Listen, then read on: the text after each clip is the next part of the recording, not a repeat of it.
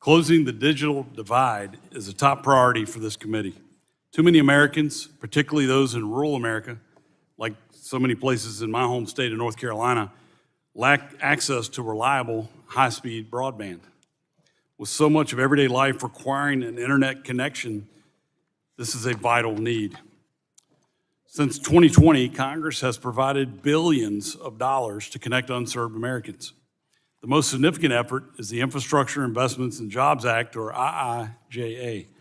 This massive bill included the $42.5 billion Broadband Equity Access and Deployment, or BEAD, program at the National Telecommunications and Information Administration, NTIA.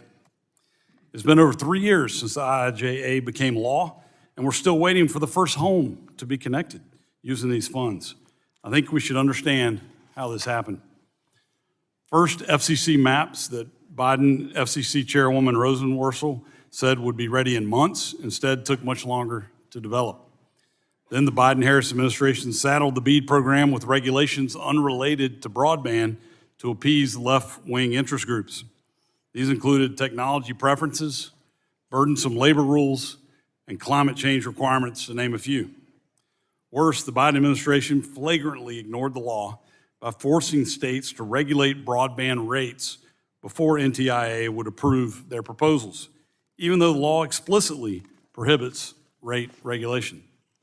These actions did nothing to deploy broadband, but instead created confusion while making the program less attractive to providers and deployment more expensive.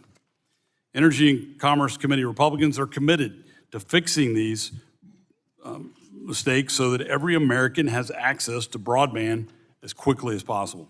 That's why today I, along with many Republicans on this committee, introduced the Speed to BEAD Act. This bill would eliminate the burdensome Biden regulations so that we can get money out the door, shovels into the ground, and broadband into as many homes as possible. Specifically, this bill would eliminate the unnecessary, expensive regulations NTIA imposed, further clarify the rate regulation by NTIA or any other entity is prohibited, ensure that the program is run on a technology-neutral basis, and more efficiently use tax dollars by ensuring that awards to providers are cost-effective and that funds are only used for deployment. These changes to the BEAD program can be implemented quickly, provide certainty to the states, and not hinder the progress that states have already made. And I'm excited to hear that Secretary of Commerce Howard Lutnick just a few minutes ago announced that he's launching a review of the BEAD program to cut red tape, eliminate waste, and make sure Americans get connected faster. I'm thrilled to have him join me in this effort. Reforming BEAD is one important step to ensuring every American has access to broadband, but it's not enough. We also need to reform the permitting process for broadband projects. If we do not reform this process, all of the money will get tied up in burdensome permitting reviews, resulting in more unnecessary delays. For the past 3 Congresses, Energy and Commerce Republicans have introduced legislation to streamline the broadband permitting process. We have proposed codifying existing shot clocks to provide predictability in state and local permit reviews, exempting previously disturbed lands from duplicative and burdensome environmental and historic preservation reviews, and instilling transparency and urgency in permitting on federal lands. Some of these bills had bipartisan support and passed the House last Congress. I wish my Democrat colleagues had been willing to work with us on the most meaningful reforms, which were included in Representative Buddy Carter's American Broadband Deployment Act. I hope this new Congress and the urgency of the moment will inspire bipartisan cooperation on this effort, and I certainly extend my hand to my colleagues across the aisle. We must do everything we can to remove these unnecessary barriers to deployment. In conclusion, unserved Americans have waited too long for the promise of connectivity, but now is the moment to close the digital divide once and for all. Today's hearing is an opportunity to hear from stakeholders about how to address these challenges and how to stop it from happening. I look forward to hearing from our witnesses. I now yield 5 minutes to my colleague, Ranking Member Doris Matsui, for her opening statement. You are recognized. Thank you, Mr. Chairman. I want to thank the witnesses for being here today also. We all recognize that reliable, high-speed internet is no longer a luxury. It is a necessity. It powers our economy, it supports education, it strengthens public health, and it connects us to our loved ones. That's why, under the Biden administration, Congress passed a bipartisan infrastructure law investing $65 billion to close the digital divide. This includes over $42 billion for the Broadband Equity, Access, and Deployment Program, or as we call it, BEAD, to bring high-speed internet to tens of millions of Americans who still lack access. Just as critically, Congress also directed nearly $3 billion in digital equity grants to ensure all communities have the skills, training, and technology to reap the full benefits of online access. During the last administration, NTIA worked diligently with state and local partners to make the most of this once-in-a-generation investment to connect all Americans. Thanks to this diligence, states like Louisiana, Nevada, and Delaware stand ready to put shovels in the ground this year to connect their communities, but only if this administration moves quickly to allow them to go ahead. Many other states, including California, are hard at work launching a fair and competitive award process and implementing digital equity plans so that our federal broadband dollars go to where they're needed the most. Yet, instead of building on this program, President Trump is actively sabotaging it, delaying and injecting uncertainty into federal broadband programs. Freezing broadband funding ignores the law and harms the tens of millions of Americans who are counting on these programs to get connected. They can't afford to wait, and neither can we. That's certainly true of the Sacramento region. Just 20 minutes outside the city, rural communities still suffer major gaps in broadband coverage due to years of underinvestment. Head further into the California Delta, and the need is just as urgent. Our farming communities rely on broadband for economic growth, education, and basic quality of life. BEAD is a critical lifeline for these communities. Yet, Republicans are delaying BEAD so they can water down or outright eliminate protections for affordability, good-paying jobs, and climate-resilient networks. These changes will drive up costs for consumers while driving down the quality of service. I'm also deeply concerned by attempts to divert funding from fiber to Elon Musk's Starlink satellite service. Unlike satellite, fiber is a gold standard and future-proof technology that will grow with consumers' data needs over time. Granted, some remote areas may be better served using non-fiber alternatives, but existing BEAD guidance already recognizes this. We need smart broadband investments that will last, not short-term fixes that can cost taxpayers more in the long run. Republicans claim they're just being technology neutral, but can we trust this when the Trump administration has given Elon Musk nearly unfettered authority to further his business interests by taking over government contracts and dismantling agencies regulating his companies? And last week, not a single Republican voted with Democrats to ensure this committee conducts oversight into conflicts of interest like Musk. So forgive me if I find it hard to believe that Republicans will ensure that the Trump administration applies broadband rules fairly. Let's be honest, it seems to me that today's hearing is about Republicans fishing for excuses to toss 3 years of work into the trash, undermining our efforts to connect every American. I urge my Republican colleagues to stop the delays, stop the sabotage, work with us to fully implement all federal broadband programs, including BEAD and digital equity. This includes holding the Trump administration accountable for delays, conflicts of interest, and violations of the law. Otherwise, the American people will be paying for Republicans' broadband blunders for generations to come. And with that, I yield the balance of my time. Thank you. I now recognize the chairman of the full committee, the gentleman from Kentucky, for 5 minutes for his opening statement. Thank you, Mr. Chair. I appreciate that. And we are going to do oversight of this, and we're going to move forward in this area. Think what was just said, at 3 years of effort and not 1 inch of fiber has been built. Our people are clamoring in our area for local broadband, to have access to the internet and broadband. And Congress appropriates and authorizes spending of this amount of money. And 3 years into it, for some reason, because not following the law, trying to put more on the law than the law requires, unfortunately, people are just starting to speak up about that now instead of over the last 3 years. But I want to start with introducing Greg Hale from Logan County, Kentucky. He's a great friend of mine. I've known him for a long time, and he really is passionate. He's a believer in getting broadband to rural America, rural Kentucky, particularly rural Logan County. And if there's somebody better in the country that knows this issue and is also a practitioner of this issue, trying to get it done, they may exist, but I haven't met them yet. You're the best that I know of, and so that's why we want you to be here, because we know you can share what's important, the most important part. But as I said, I represent rural and growing communities in Kentucky's 2nd District. Access is critical for our students to do their homework, for people to connect with their doctors, and to stay in touch with their friends and loved ones. Connectivity helps bolster communities. And the private and public sector investments totaling in the billions of dollars to build out communications infrastructure across the country have yet to close the digital divide for many Americans, including many of my constituents who lack access to the broadband at home.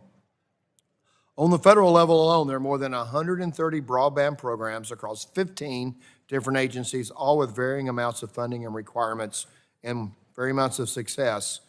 In 2021, the BEAD program had more than $42 billion in taxpayer dollars for broadband expansion in unserved areas, and yet, as I said, not a single inch of fiber was 2021, 4 years, so it's 4 years. Not a single inch of fiber has been laid as a result. Despite naming Vice President Harris as the broadband czar, the Biden administration failed to deliver on their promise of connecting all Americans through BEAD by failing to connect even one American.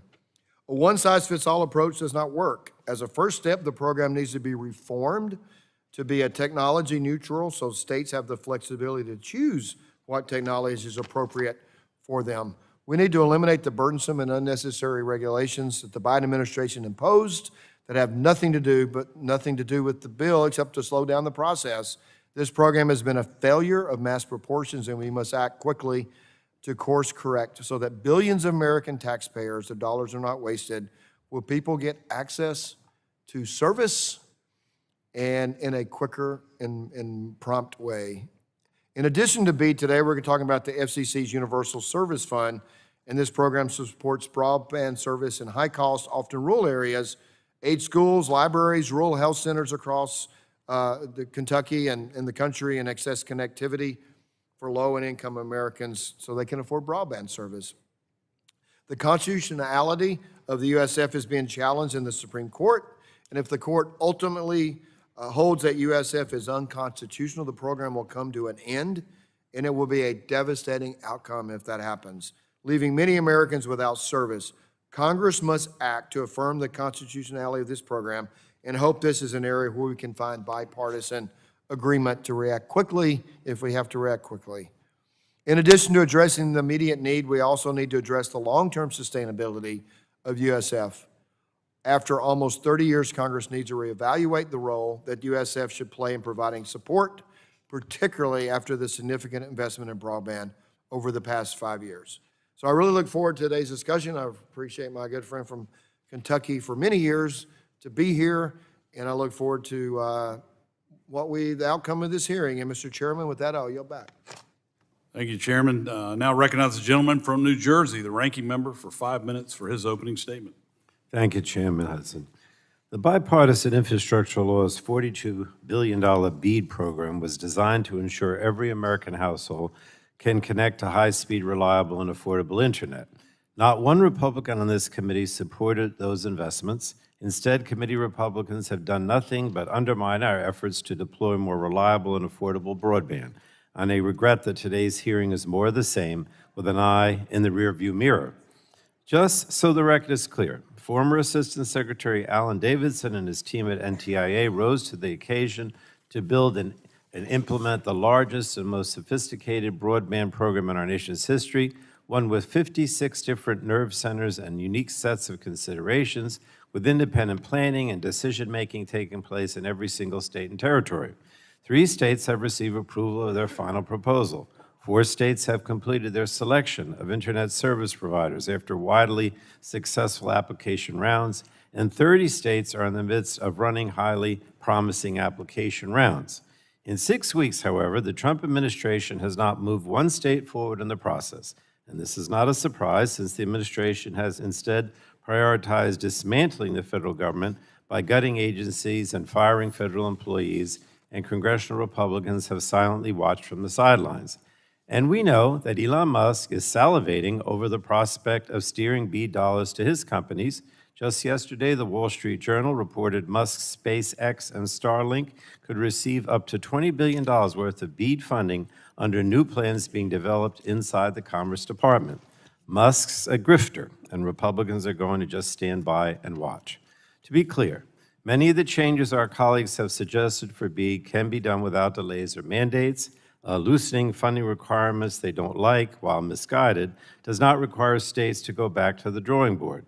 The pauses we see at the Department of Commerce, however, are like shackles on broadband providers in Louisiana, Nevada, and Delaware, who need only basic administrative approvals to begin their work in as little as 6 weeks.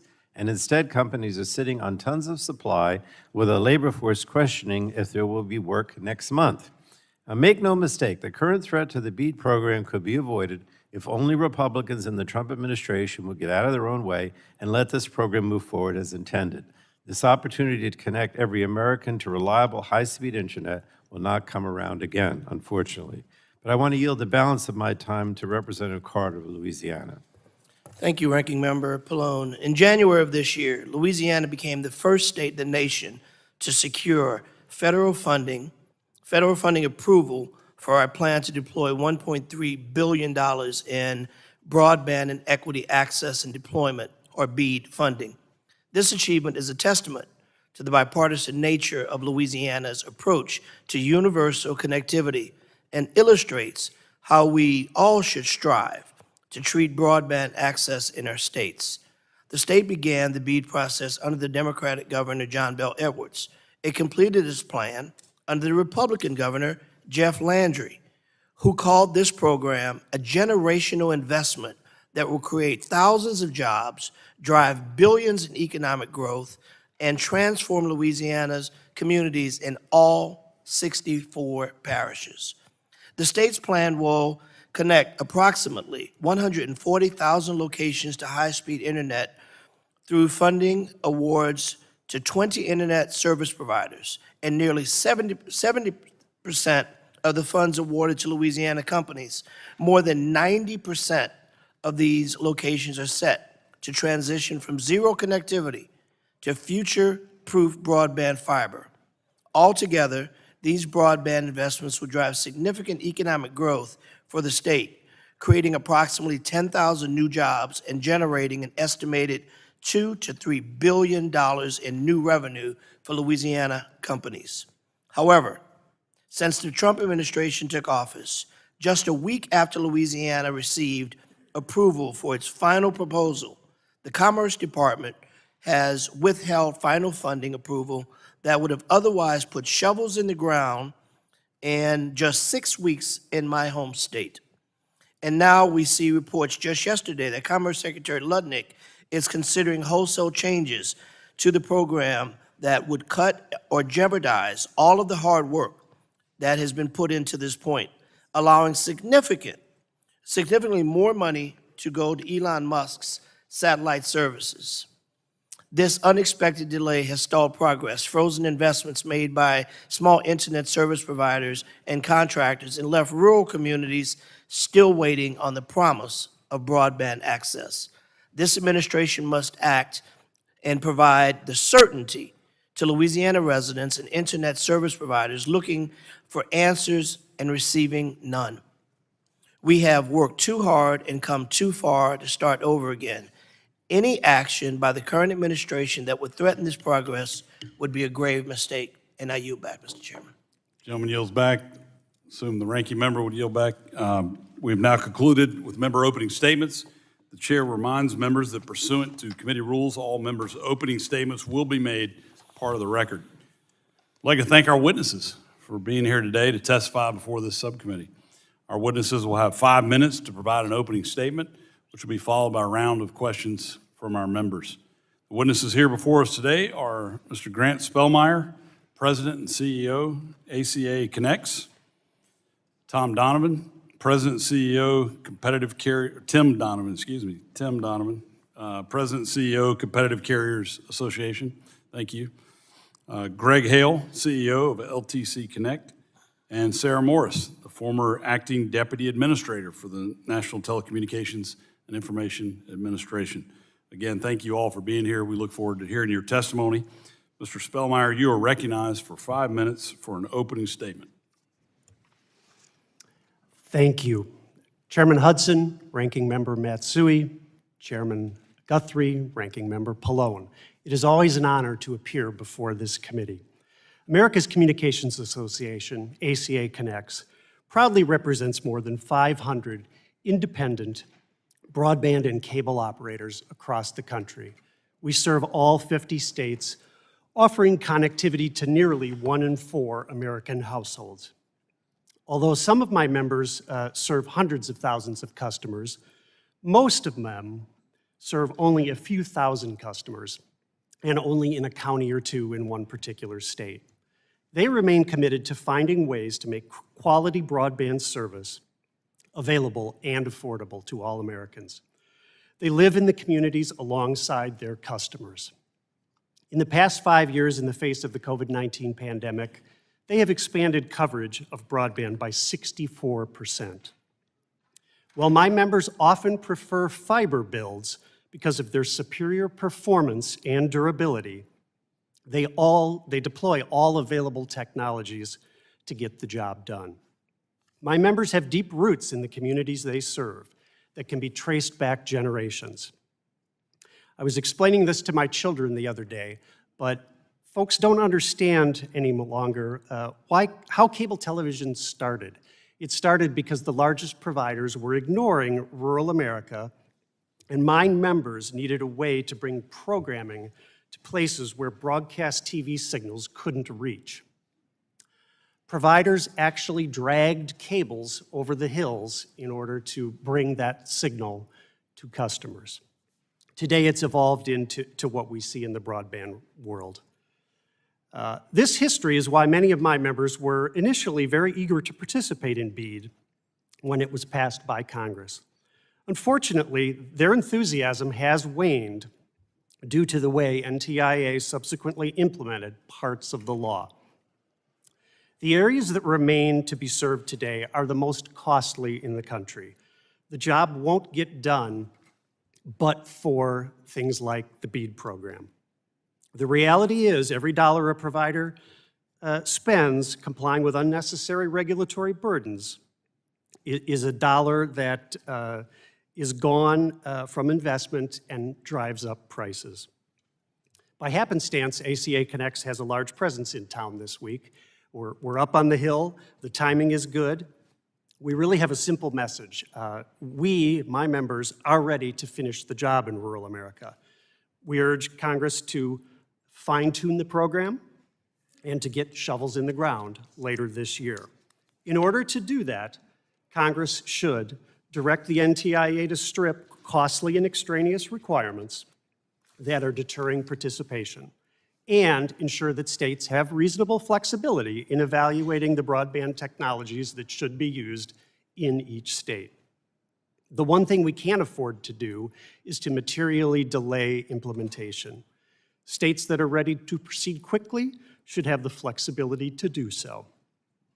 Beyond the BEAD program itself, Congress must act to speed up the deployment of broadband by adopting permitting and right-of-way reforms. Specifically, we encourage Congress to adopt reforms that encourage consistency in state and local permitting and to take action to streamline and harmonize permitting policies across federal agencies. ACA Connects was proud last year to support Congressman Buddy Carter's bill, the American Broadband Deployment Act. And we are also glad that Congressman Pfluger and Soto are leading again this year on the Federal Broadband Deployment Tracking Act. Backing up to the 50,000-foot level, as you all know, this committee has a long and proud legacy of bipartisan problem solving. As the courts have recently affirmed, Congress writes the laws and federal agencies implement them. The issues that we are discussing here today, in my opinion, are all ripe for action by this committee. The committee should act to codify clear direction to the federal agencies involved on both of these subjects and move forward quickly. We also urge the committee to apply this approach, let's call it regular order, to tackling other thorny telecommunications issues under its jurisdiction, whether that be universal service reform or guaranteeing a free and open internet. Congress has a golden opportunity to codify rules that will remove uncertainty and encourage investment. And with that, we look forward to working with the committee. Thank you. Mr. Donovan, you're recognized for 5 minutes for an opening statement. Thank you. Chairman Hudson, Ranking Member Matsui, members of the subcommittee, thank you for the opportunity to testify about the challenges facing rural communications providers. CCA members range from small rural providers serving fewer than 5,000 customers to regional and nationwide operators serving millions, as well as vendors and suppliers throughout the communications ecosystem, connecting communities using all technologies available, including mobile, fixed wireless, wired, and satellite. Every day, CCA members work to provide high-quality broadband services by upgrading and expanding their networks, including in the most remote and hard-to-serve areas across the country. I'd like to take a moment to say thank you for the work to fund the shortfall in the Rip and Replace program, which created an existential threat to rural connectivity in several areas. We look forward to working with you and the FCC to see this program to completion and continued work on network security. As policymakers consider the future of rural connectivity, we are at an inflection point. Decisions made today will either advance American leadership in the communications industry, including 5G and future wireless services, and close the digital divide, or risk abandoning critical investments that rural Americans rely on every day. Decisive action is needed in several key areas. First, the Universal Service Fund must be sustained and modernized. USF is the most effective tool for bridging the digital divide, including preserving existing networks while work continues to expand broadband access. It is the backbone of rural broadband. The Supreme Court's review of USF's constitutionality presents a direct threat to connectivity across America. Congress must be prepared to act swiftly to preserve USF if the court identifies concerns. Additionally, USF should be modernized to broaden the community contributions base to include those that benefit from the networks it supports, and support must be available to maintain and preserve networks. Second, the 5G fund needs improvements. Within the USF High Cost Fund, the 5G fund is intended to support rural mobile broadband, but needs adjustments to ensure success. Specifically, the 5G fund must base any transition away from legacy support on availability of ongoing operational support, use updated service and speed eligibility thresholds, and have a budget based on anticipated needs to complete the work. Additionally, funding decisions must be guided by reliable data with a robust challenge process. Currently, the mobile coverage map is not living up to the promise of your goals in passing the Broadband Data Act. The fund should also be aligned with other programs like BEAD. Third, targeted BEAD improvements will maximize deployment. The BEAD program is an important investment in rural broadband, but its implementation must allow flexibility and technology choices. BEAD should empower local providers who know their communities the best to select the technologies that make the most sense for each situation, including fiber, wireless, and satellite. Additionally, policymakers should avoid conditions that make BEAD participation prohibitively challenging and maximize the program's impact by reducing permitting delays and ensuring BEAD funds are not taxed as income. Fourth, restoring spectrum auction authority is urgent. It's been nearly 2 years since the FCC's auction authority expired. This delay threatens America's wireless leadership. Congress should not only reinstate auction authority, but also ensure there is sufficient spectrum available for full power commercial use, and build on policies that ensure carriers serving rural America have a meaningful opportunity to secure spectrum. Policymakers should also maximize the utility of spectrum currently available for wireless use, including increasing power levels in the CBRS band to better serve rural America. Finally, siting and permitting reforms can accelerate deployment. As Congress explores ways to support deployment through broadband programs like BEAD and USF, updates to siting and permitting processes should align and enhance those initiatives. CCA members need permits from federal, state, and local authorities, depending on the area, to deploy, maintain, and upgrade their networks. Current processes for acquiring the necessary permits from various agencies can take months or even years. Efficient, manageable, and predictable permitting processes will be increasingly necessary to process the volume of applications and workload, which will inevitably come with the rollout of BEAD and other programs. In closing, every CCA member has an interest in ensuring that all Americans have access to the latest broadband services, especially those in rural and high-cost areas. CCA is committed to working with all stakeholders to accomplish the challenging task of promoting broadband connectivity for millions of consumers in rural America. Thank you for the opportunity to testify at this important hearing, and I welcome any questions. Thank you. Mr. Hale, you're recognized for 5 minutes for an opening statement. Thank you. Chairman Hudson, Ranking Member Matsui, Chairman Guthrie, Ranking Member Pallone, and members of the subcommittee, thank you for the opportunity to participate in today's hearing focused on how best to promote access to broadband. I'm Greg Hale, CEO of LTC Connect in Auburn, Kentucky. Incorporated in 1954, LTC Connect is a smart rural community cooperative owned by our members. We provide up to 5 gigabit broadband internet and voice services to an area of more than 500 square miles in rural South Central Kentucky. We are members of NTCA, the Rural Broadband Association, which represents about 850 rural broadband providers that are delivering broadband services in deeply rural communities. NTCA members collectively serve less than 5% of the population of the United States, but nearly 30% of its land mass.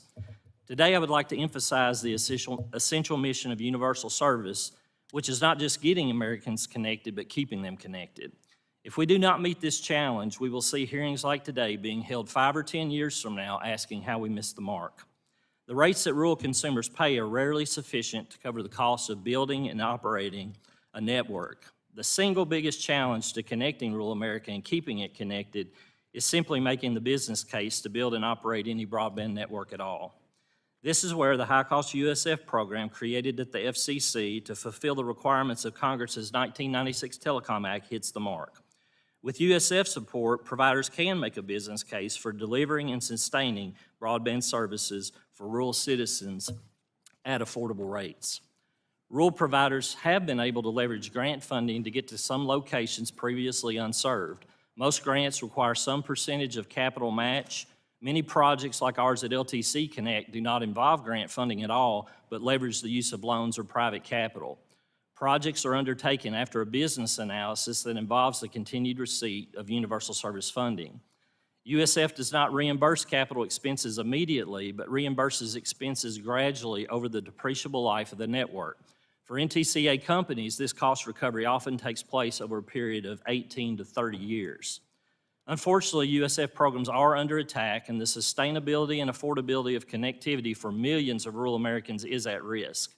A 9-7 Fifth Circuit decision declaring the USF contribution method unconstitutional is now before the Supreme Court for review, and a negative decision could have devastating impacts for broadband in rural America.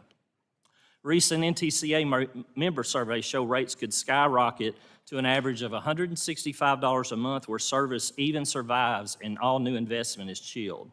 We urge all members of Congress to stand ready to support legislative efforts that could help ensure that rural Americans stay connected while also reforming USF contributions so all that benefit from universal connectivity do their part. The BEAD program is of great importance and if executed effectively will provide required capital to reach most, if not all, unserved Americans. Many NTCA members are actively evaluating participation in the program. There are parts of the BEAD program that should be closely examined for modification. These changes need not reconstruct the program from scratch, but just recalibrate as the program continues to move forward to serve those in desperate need of broadband. First, I would recommend that NTIA consider publishing all waivers that have been granted to various states and consider whether these can be made available to all states. NTIA could also develop a more reasonable approach to the low-cost option that better reflects the challenging economics of rural areas. Additional considerations may include relaxing the letter of credit requirements, relaxing workforce obligations, and other policy changes that do not relate directly to the deployment of broadband. It's important to use every tool in our toolkit to achieve the BEAD program's mission. We will not get the same kind of networks everywhere, but this does not mean we should settle for the lowest common denominator either. Since dial-up internet was launched over 30 years ago, we have consistently underestimated the amount of speed and capacity customers will require in the future. Robust networks that can provide what businesses and customers need today and what they will need well into the future should be the goal, even as we empower states to make the best decisions for their unique circumstances. In my written testimony, I also outline other issues that require attention, including permitting delays, the accuracy of the broadband map, and the taxing of broadband grants. NTCA members like LTC Connect are deeply committed to the customers we serve, and given our track record of success in rural areas, small community-based providers should be seen as a critical component of any strategy to achieve universal service. We look forward to working with you and other stakeholders to ensure that all Americans will experience the many benefits of broadband for decades to come. Thank you again for the opportunity to address these issues, and thank you for your commitment to getting and keeping every American connected. Thank you. Ms. Morris, you're recognized for 5 minutes for your opening statement. Chairman Hudson, Chairman Guthrie, Ranking Member Matsui, Ranking Member Pallone, and members of the subcommittee. Thank you for the opportunity to testify today. We stand at a pivotal moment in our nation's broadband expansion efforts. Over the last 3 years, states have made tremendous progress implementing the broadband programs established under the Infrastructure Investment and Jobs Act. Middle mile projects are under construction, with over 4,500 miles of fiber being built. Digital equity grants are being awarded, and states are in the final stages of the 14-step BEAD process set by Congress. Through BEAD, the states are working to connect everyone in America to affordable, reliable, high-speed internet. We are on the verge of historic broadband deployment in each of your districts. But right now, all progress is at a standstill. Since the new administration took office, the Department of Commerce has issued no new guidance or approvals. This inaction means that communities in your districts remain disconnected. If we do not restart these programs very soon, we risk throwing away years of careful planning and bipartisan effort in the states. These investments are critical. The broadband grant programs were designed to overcome the economic and social barriers that have kept the hardest to reach communities offline. As this subcommittee knows, connectivity isn't just about convenience, it's about access to healthcare, education, jobs, and economic opportunity. For example, the Department of Veteran Affairs has found that telehealth can be just as effective as in-person mental health treatment. When veterans received improved connectivity, suicide-related emergency room visits decreased by 36%, allowing veterans to receive critical care in the comfort of their homes. For these individuals, broadband access is quite literally a life or death issue. In rural areas, broadband can transform communities, sparking entrepreneurship and increasing business revenue. Even before shovels hit the ground, communities see the benefits. In North Carolina and Georgia, fiber companies have invested hundreds of millions of dollars in new fiber manufacturing facilities, bringing jobs and revenue directly to these states. And by boosting domestic manufacturing capabilities, these programs ensure, for example, that USAI data centers will be connected with American-made fiber rather than Chinese fiber. Despite these investments, some have expressed concerns about the pace of the BEAD implementation. The reality is that states are almost finished with the 14-step process Congress designed. All 56 states and territories have completed key planning steps, and most are in the final stages of selecting providers and approving project funding. More than half are already reviewing bids from ISPs. To halt progress now, or worse, force states to redo their work, would be disastrous. It would delay broadband deployment for years and waste taxpayer dollars. Congress intentionally gave states flexibility in implementing BEAD. States know best how to address their unique geographic and economic conditions, and they should be allowed to make the transformative investments that they are poised to do. States have already addressed the most controversial areas of the law. The law requires ISPs receiving BEAD funding to offer a low-cost plan defined by states in consultation with NTIA. States have already developed reasonable, flexible, market-driven solutions to meet the statutory requirement. Similarly, the law prioritizes future-proof technologies like fiber optic networks, ensuring that communities receive infrastructure that can meet their needs for decades. However, the law also allows flexibility. If fiber is too expensive in certain areas, states can deploy other technologies, including fixed wireless or satellite service instead. The 3 final proposals we've seen reflect the range of ways that states are implementing these statutory requirements. And we know that access alone is not enough. Many people, especially seniors, veterans, and rural residents, need support to adopt and use broadband effectively. The law includes digital equity grants to help individuals gain digital skills, access devices, and feel safe online. These programs are already well underway.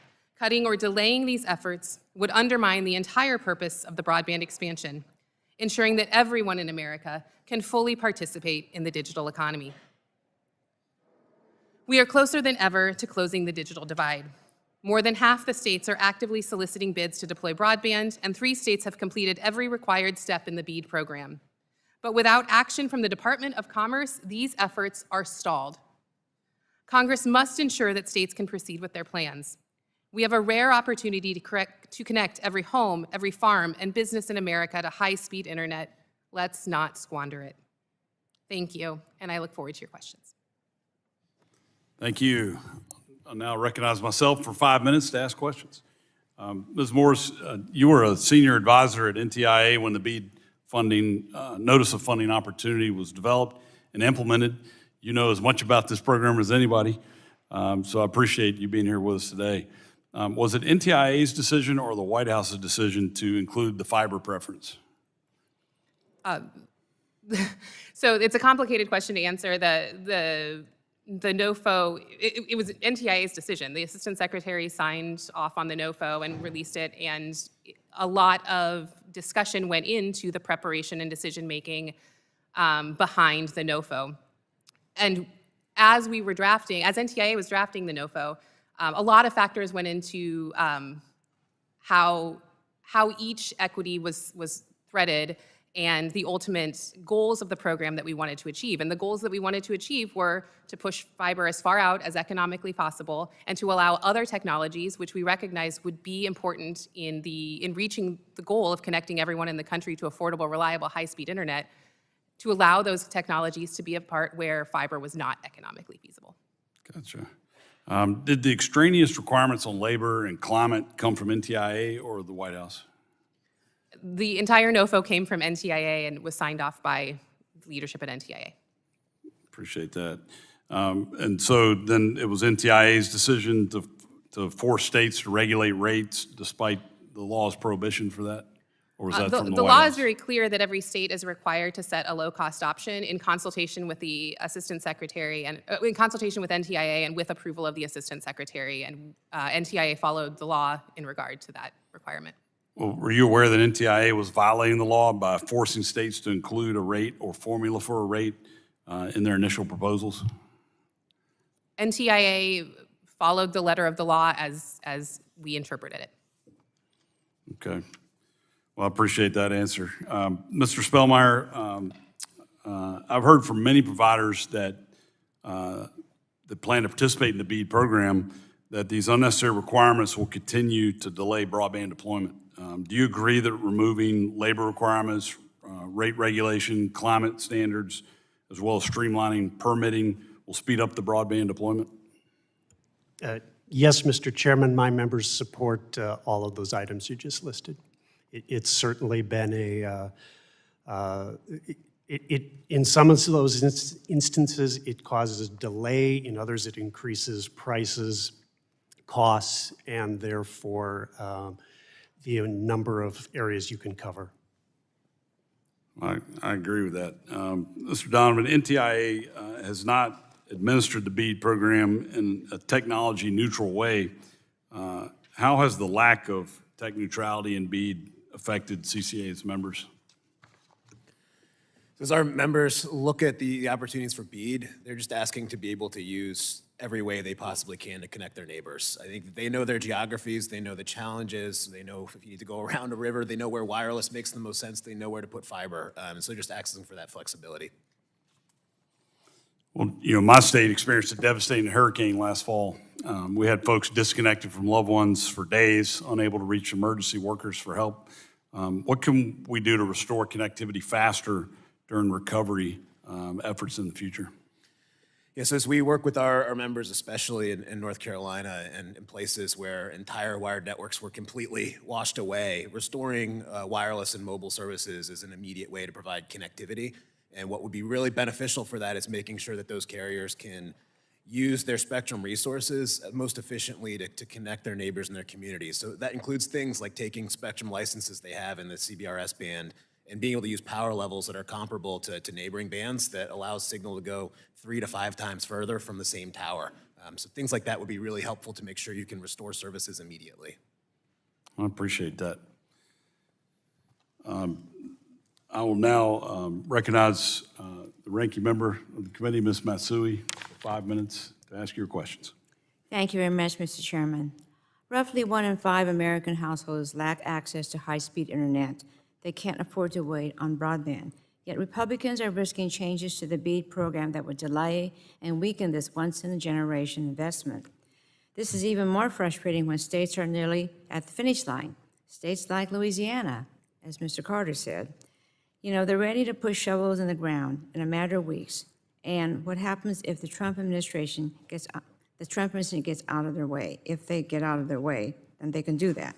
Ms. Morris, what is at stake for American people if BEAD funding is further delayed and disrupted? Thank you, Ranking Member, for the question. Everything's at stake. And this is a once-in-a-generation opportunity. I don't believe that we will ever again get $42.5 billion to connect every corner of the country to high-speed, affordable internet.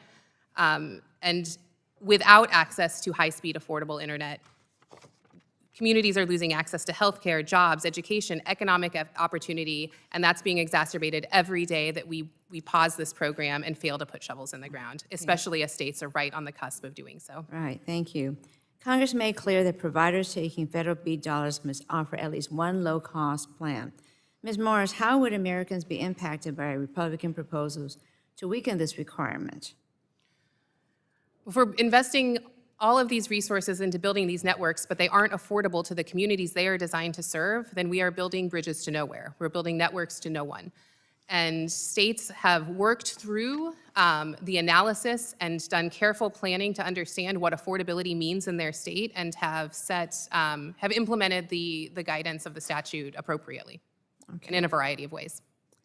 Now, I'm also concerned about Republicans' attempts to divert BEAD funding from fiber broadband infrastructure to satellite technologies like Elon Musk's Starlink. The BEAD rule's preference for fiber, where economically viable, isn't just happenstance. Optical fiber infrastructure can support the connectivity needs of consumers for decades, and fiber is a superhighway for data-intensive technologies, such as AI and fixed wireless. Unlike fiber, satellites need replacement about every 5 years and can be wildly more expensive in the long run. Ms. Morris, why would cutting back on BEAD's investment in fiber technology risk a two-tiered system, and who would these changes hurt the most? Thank you, Ranking Member. As you know, fiber is the platform for our next generation of innovation, and communities that lack access to fiber will continue to suffer. If you want 5G and 6G connectivity in your districts, you need fiber to your districts. If you want advanced healthcare systems to your districts, you need fiber in your districts. If you want next generation 911 service in your districts, you need fiber in your districts. Now, we recognize, NTIA recognized in the BEAD NOFO that fiber is not an economically viable solution for every single household. But the goal of the notice of funding opportunity is to, and the goal of the statute is to push push high capacity internet as far as possible and to rely on other technologies to fill in the gaps where it's not economically viable. Absolutely. Reliable high-speed broadband access is a fundamental pillar of modern life. From rural broadband deployment to vital programs like Lifeline and E-Rate, the Universal Service Fund has been a savior for millions of Americans. That's why I'm co-leading the bipartisan bicameral group, USF Working Group, to find solutions and ensure USF remains resilient for years to come. That's why I also joined a bipartisan congressional amicus brief to the Supreme Court defending the constitutionality of USF. Mr. Donovan, as we expect a decision regarding USF in June, can you describe what the impact to your consumers will be if USF is eliminated or significantly altered by the Supreme Court? Certainly, and thank you for joining 28 of your colleagues on that bipartisan bicameral brief. It was greatly appreciated, and for your ongoing work with the USF Working Group to provide long-term solutions to that. Here to ring the alarm that there will be immediate problems of connectivity for Americans immediately if the Supreme Court ends the Universal Service Fund. This isn't waiting for systems to degrade and customers will eventually be cut off. The actions on those impacted that you mentioned, both in high-cost areas, low-income schools and libraries, there will be immediate devastating effects. And so if I can leave you all with one thing today is that Congress needs to be prepared to immediately act and to act decisively to restore this program if the Supreme Court goes in that direction. Okay, thank you. Mr. Hale, do you agree? I agree completely. Okay, great. Thank you very much, and I ran out of time. Thank you. You're back. Gentlelady yields back. The chair now recognizes the chairman of the full committee, Mr. Guthrie. Oh, oops. The chairman now recognizes Mr. Allen, the gentleman from Georgia. Oh, there he is. All right, we're gonna try this again. The chair now recognizes the chair of the full committee, Mr. Guthrie. You were Thank recognized. you, for ran 5 by. I had to minutes. come back to see my good friend, Mr. Hale. So, Mr. Hale, so Logan Telephone, or LTD Connect, received support from Universal Fund. Would you kind of walk through for the committee what would happen, impact on consumers? I know a lot of people have similar businesses to yours. Tell them who Logan Telephone is, and then it's a co-op. And what would happen if we had what would be the impact on constituents and consumers? Yeah, it would be devastating for. It's not a for-profit business, it's a co-op. I want to stress that, For right? my company and companies like mine, you know, we're finishing up a fiber project now. Within the next few months, we'll be 100% fiber. And the way the Universal Service Fund works, again, as I mentioned, it's the depreciation. So we have huge depreciation expenses. And if the court ruled, assuming that meant that USF went away completely, they're, you know, arguing primarily over the contribution factor. If USF went away completely, then we would quickly have very negative operating income. And I'm a co-op, I'm a nonprofit. We don't have to make a profit, but we can't lose money every year. So it would affect the long-term viability of my company. It would affect, obviously, the broadband that we provide to customers today, which is very, very robust, and the customer service that we provide to our members. Thank you, I appreciate that. And Mr. Spellmeyer, my understanding is, as we're talking a lot about what's happening here in DC, and the argument is that Congress authorized money and spent it, and the executive branch isn't spending the money that was authorized by Congress. We're probably over 3 years, almost 4, into the BEAD program, and we know that the executive branch was putting restrictions that Congress did not put on to spending the money. I guess we're kind of fortunate that that's the situation, because now we have the opportunity to fix it with trying to get this out. Would you talk about what the biggest obstacles for participating in the program and the requirements, what it causes to prevent you from being able to expedite the program, the participation in the program? Absolutely, Mr. Chairman. And I would agree with you. First, and the good news is this is an opportunity to reset the table and get the job done. And as I said in my statement, my members are anxious to do that. I think the requirements that NTIA allowed the states to impose in a number of the areas that have been enumerated are particularly problematic because they raise the cost of providing the service. Be that prevailing wage rates as one, there are a whole number, as we've talked about, climate change related items that, depending upon how a state has interpreted that, is causing issues. We all are committed to affordability. We've seen some states that have gone beyond low-income affordability to middle-class affordability that are causing issues, and there are a whole slew of permitting challenges that make it very difficult for my members on a day-to-day basis to build broadband. I was talking with a provider last night from Ohio and talking about how he regularly has a slew of projects that are 3 years in the queue at utilities.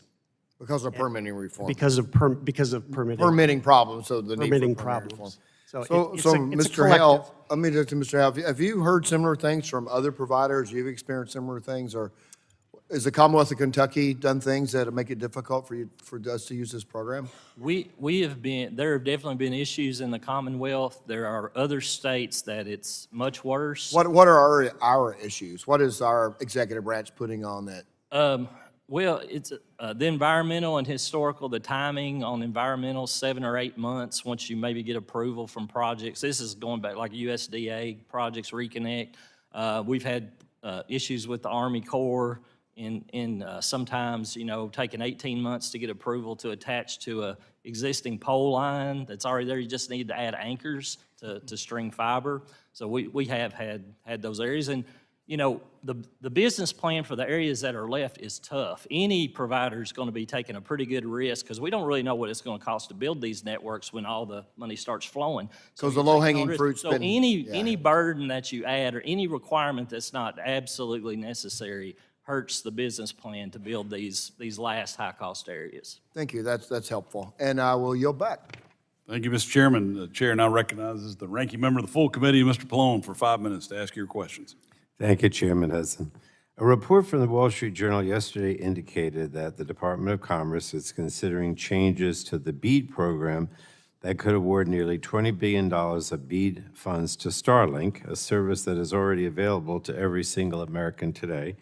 And anyone who wants to sign up can do so with it without a dime of taxpayers' money. The BEAD program was designed to overcome barriers dividing the communities that are economically feasible to serve with private capital from the communities that are not, while also ensuring those on the wrong side of the digital divide are not subjected to second-class service. Now, my question, I have three of Ms. Mars. Do you think there is an appetite among states for awarding nearly half of the BEAD program funds to satellite broadband providers? Thank you, Ranking Member. I have not heard that type of interest from states. I did not hear that type of interest in my time at NTIA. But I think, moreover, what I have heard from states and continue to hear from states is a desire to move these plans forward that they have spent the last 3 years working through. They've worked through the FCC maps. They have had their initial proposals approved. They've worked through their sub-granting process and their internet service provider selection process, and some of them have submitted their final proposals and had them approved by the Assistant Secretary at NTIA. States are on the 1-yard line at this point, and they just want the ability to get into the end zone, get these shovels in the ground, and get things built. And anything that will set back or create more redundant work on these plans, I think will be frustrating to these state broadband offices. I like the football analogy. Over the past 2 years, we heard a steady chorus of fear-mongering from a small number of stakeholders who claimed the requirements of the BEAD program were so onerous that providers would not participate and the program would fail. So again, Ms. Mars, what is the level of BEAD participation in states currently? And are providers refusing to participate in application rounds, or is it more robust than we were led to believe? I mean, I think you just look at the 3 states that have had their final proposals approved, that have worked all the way through the 14 steps of the BEAD program laid out by Congress, and to see that they have, in Louisiana, 95% fiber participation, and other providers filling in the remainder. Nevada also has robust fiber participation, other providers filling in the remainder, and Delaware, which was able to use all of its BEAD support to build fiber to every home.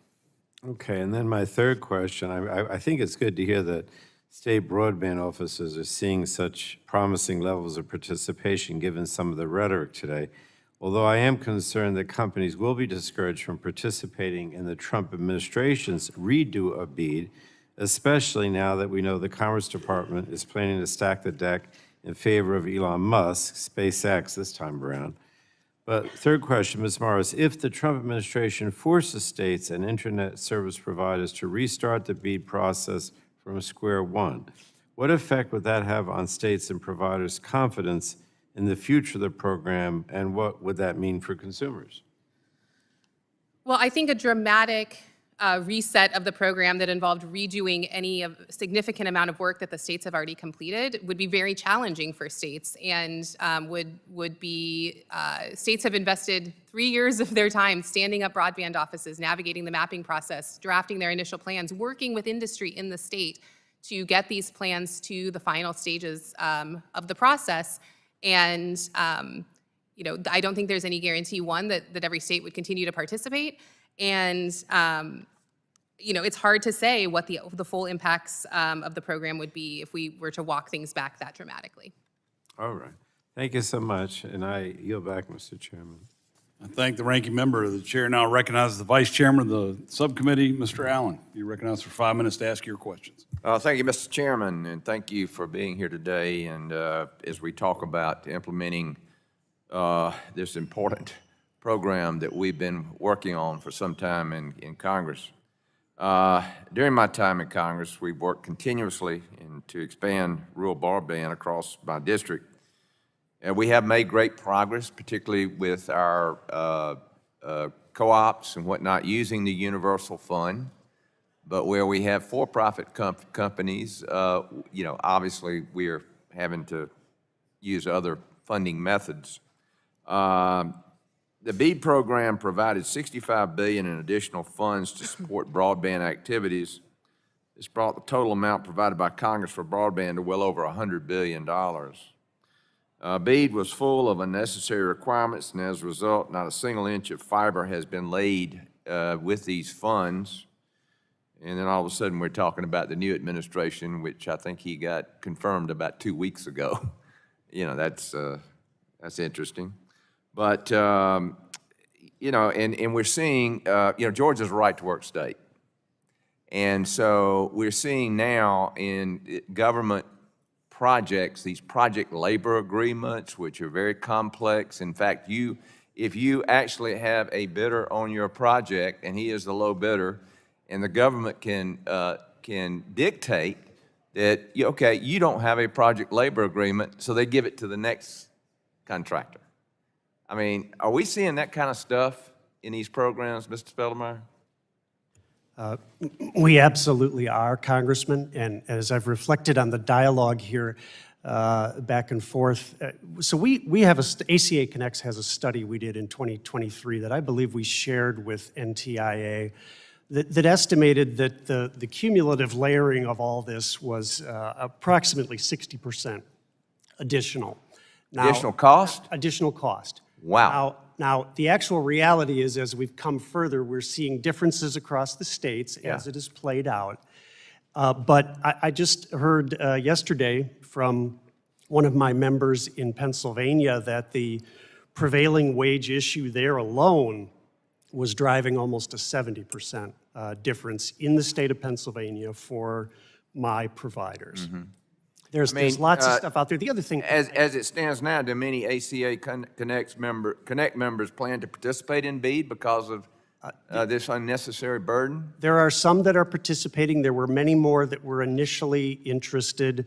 As I talked with them this week, they want to come back and they want to come in. And the good news is, I don't think we need to restart the process as has been suggested. Right. I think we can move expeditiously to strip out the stuff that needs to be stripped out and then get about the business of finishing it. I think NTIA could grant waivers, either through NTIA or the Department of Commerce, that would allow states to proceed, but remove some of the provisions. Yeah, because we're seeing this in the DOGE effort today about the excessive cost of doing business and waste of taxpayer money by the federal government. Mr. Hale, are you seeing the same thing in Kentucky? Not as much. Of course, we're not as far along. Yeah. But, you know, that's definitely a potential issue that we could see that we hope we don't. What is one barrier, Mr. Hill, that you would like removed to as far as deployment is concerned, either related to BEAD or not?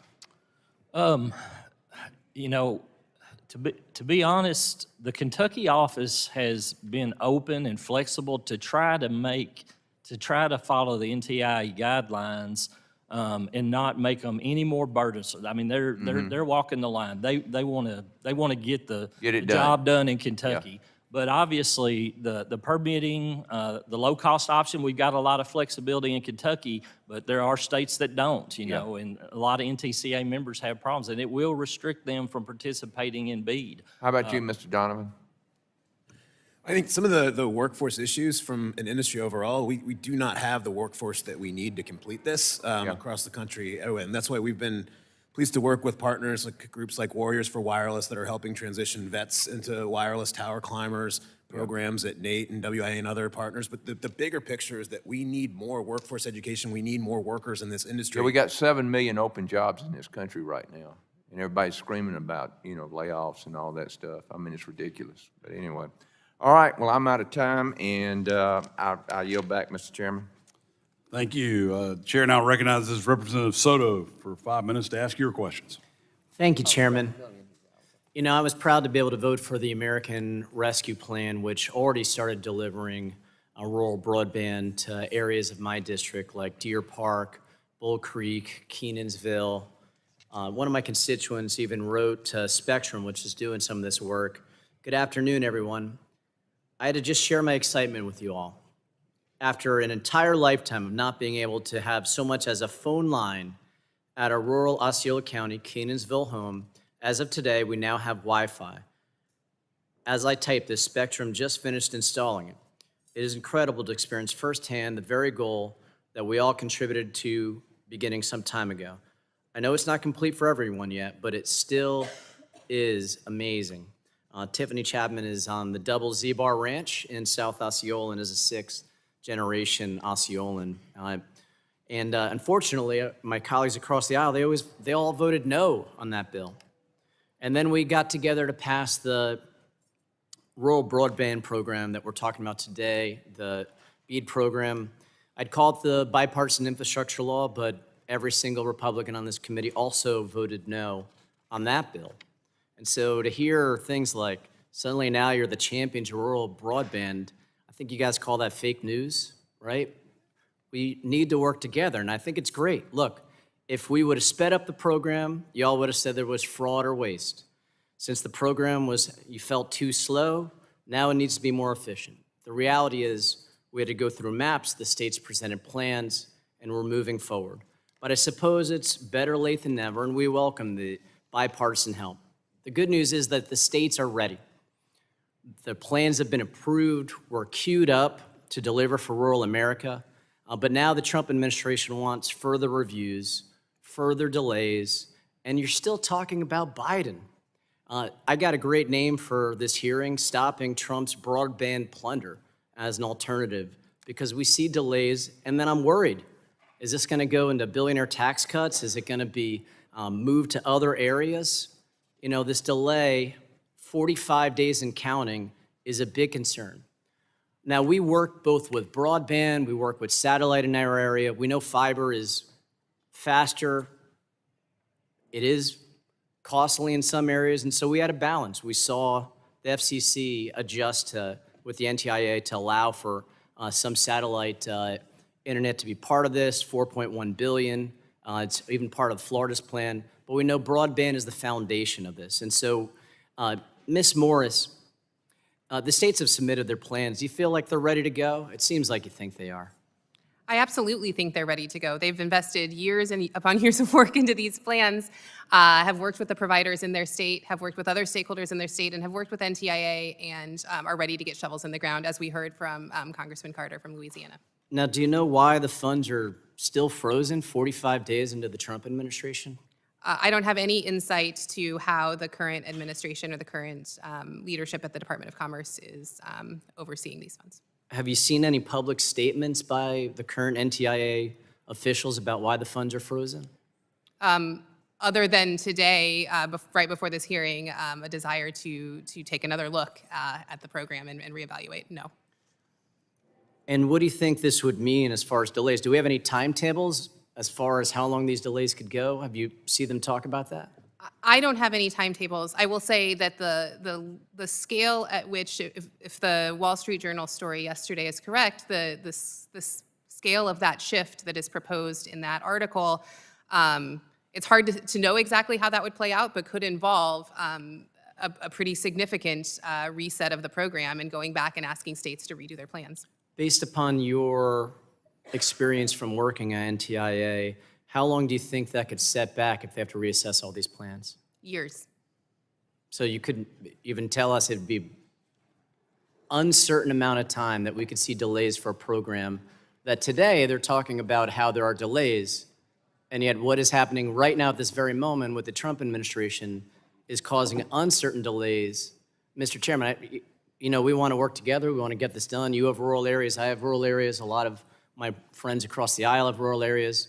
We want to make sure this thing gets moving forward. And if we have to have states redo all these plans, I know North Carolina, I know New York, and I know Florida would be upset by that. So I'm committed to work with you and others to try to get this thing moving. And this is the challenge that faces our community today. And I yield back. Appreciate the gentleman, appreciate your comments. Look forward to working with you on this. The chair now recognizes Representative Latta. You're recognized for 5 minutes to ask your questions. Well, thanks very much, Mr. Chairman. Thanks, everyone, for being here this afternoon. And this is a really important topic. I've been very fortunate to be on the subcommittee since the day I joined this committee back in 2010. And we're talking about broadband and getting it deployed is one of the things that we have talked about. And I think it's important that we get this thing solved so we can get it done. Because I think that we had statistics out there, there are about 8 million families across this country that don't have access to broadband. If you don't have broadband, not only for schoolwork, for telehealth, and you think about small business, especially in my district, if you don't have broadband, you're done. So it hurts the small communities because those small communities have a problem. You know, all of a sudden this company goes, you know what, if I don't have broadband, how am I going to connect with the outside world? And then I think about when we think about the connectivity we need to have for our farmers, and the legislation I had in the last farm bill is important for our agricultural producers, and we want to make sure, and another piece I'm working on right now, when you think about keep moving that so our rural folks out there can have that broadband deployed. But, you know, there's the problems that we have, and again, before I can ask a few questions, you know, a report came out in 2022 from GAO that we have over 130 different programs administered by 15 different departments and agencies for broadband. It's crazy. You know, why not just have one? Couldn't we do things faster? But instead of having 15 different departments and agencies, and if you talk about limited resources out there and fragmentation, that's a problem. And, you know, then we had the issue several years ago with the FCC maps. Then they brought out the maps. And I remember I called the commission and I said, hey, to tell you this, when they asked us to look at the maps, they said, what do you think? And I said, I'm going to tell you what I think. They're wrong. They had like the entire state of Ohio being covered. And so we invested $7 million at that time to do something about broadband, and we're up to about $98 million the last time I saw, making sure we had accurate maps. And so one of the things I'd just like to ask, you know, is we have the folks here. When you're thinking about on the broadband, on deployment in those maps, and what the FCC's changed, because I know when the commissioners were in here in the last Congress, I asked them, I said, are the maps working? And there was pretty much uniformity among the commission at that time that, you know, they thought the maps were working. But could I just go down the line and just ask everyone a simple question? Do you think the maps are working for everyone out there right now? Mrs. Spellmeyer? My members believe that the wireline maps have been improved substantially. I've testified in front of both the House and the Senate about many challenges in the wireless world previously. Mr. Donovan? Maybe I'll pick that up right there, that there has been a lot of improvement on the wired, on the fixed maps. There's a lot of work left to go on mobility. To put some data behind that, you know, in the Broadband Data Act, set up processes to challenge these maps. So if you or your constituents know that the map's not right, you have a mechanism to say, look, we have to fix this before we move forward. There's been approximately 3.7 million challenges that were accepted on the fixed maps, and there's about 175 challenges that were accepted on mobile. So about a little more than 2,000,000% more challenges that have been accepted. More work is left to go on the mobile maps to make sure that we can challenge them and fix them so that they can actually guide where we know mobile coverage exists. Thank Mr. Hale, do you I think- what about I the would say maps? much improved.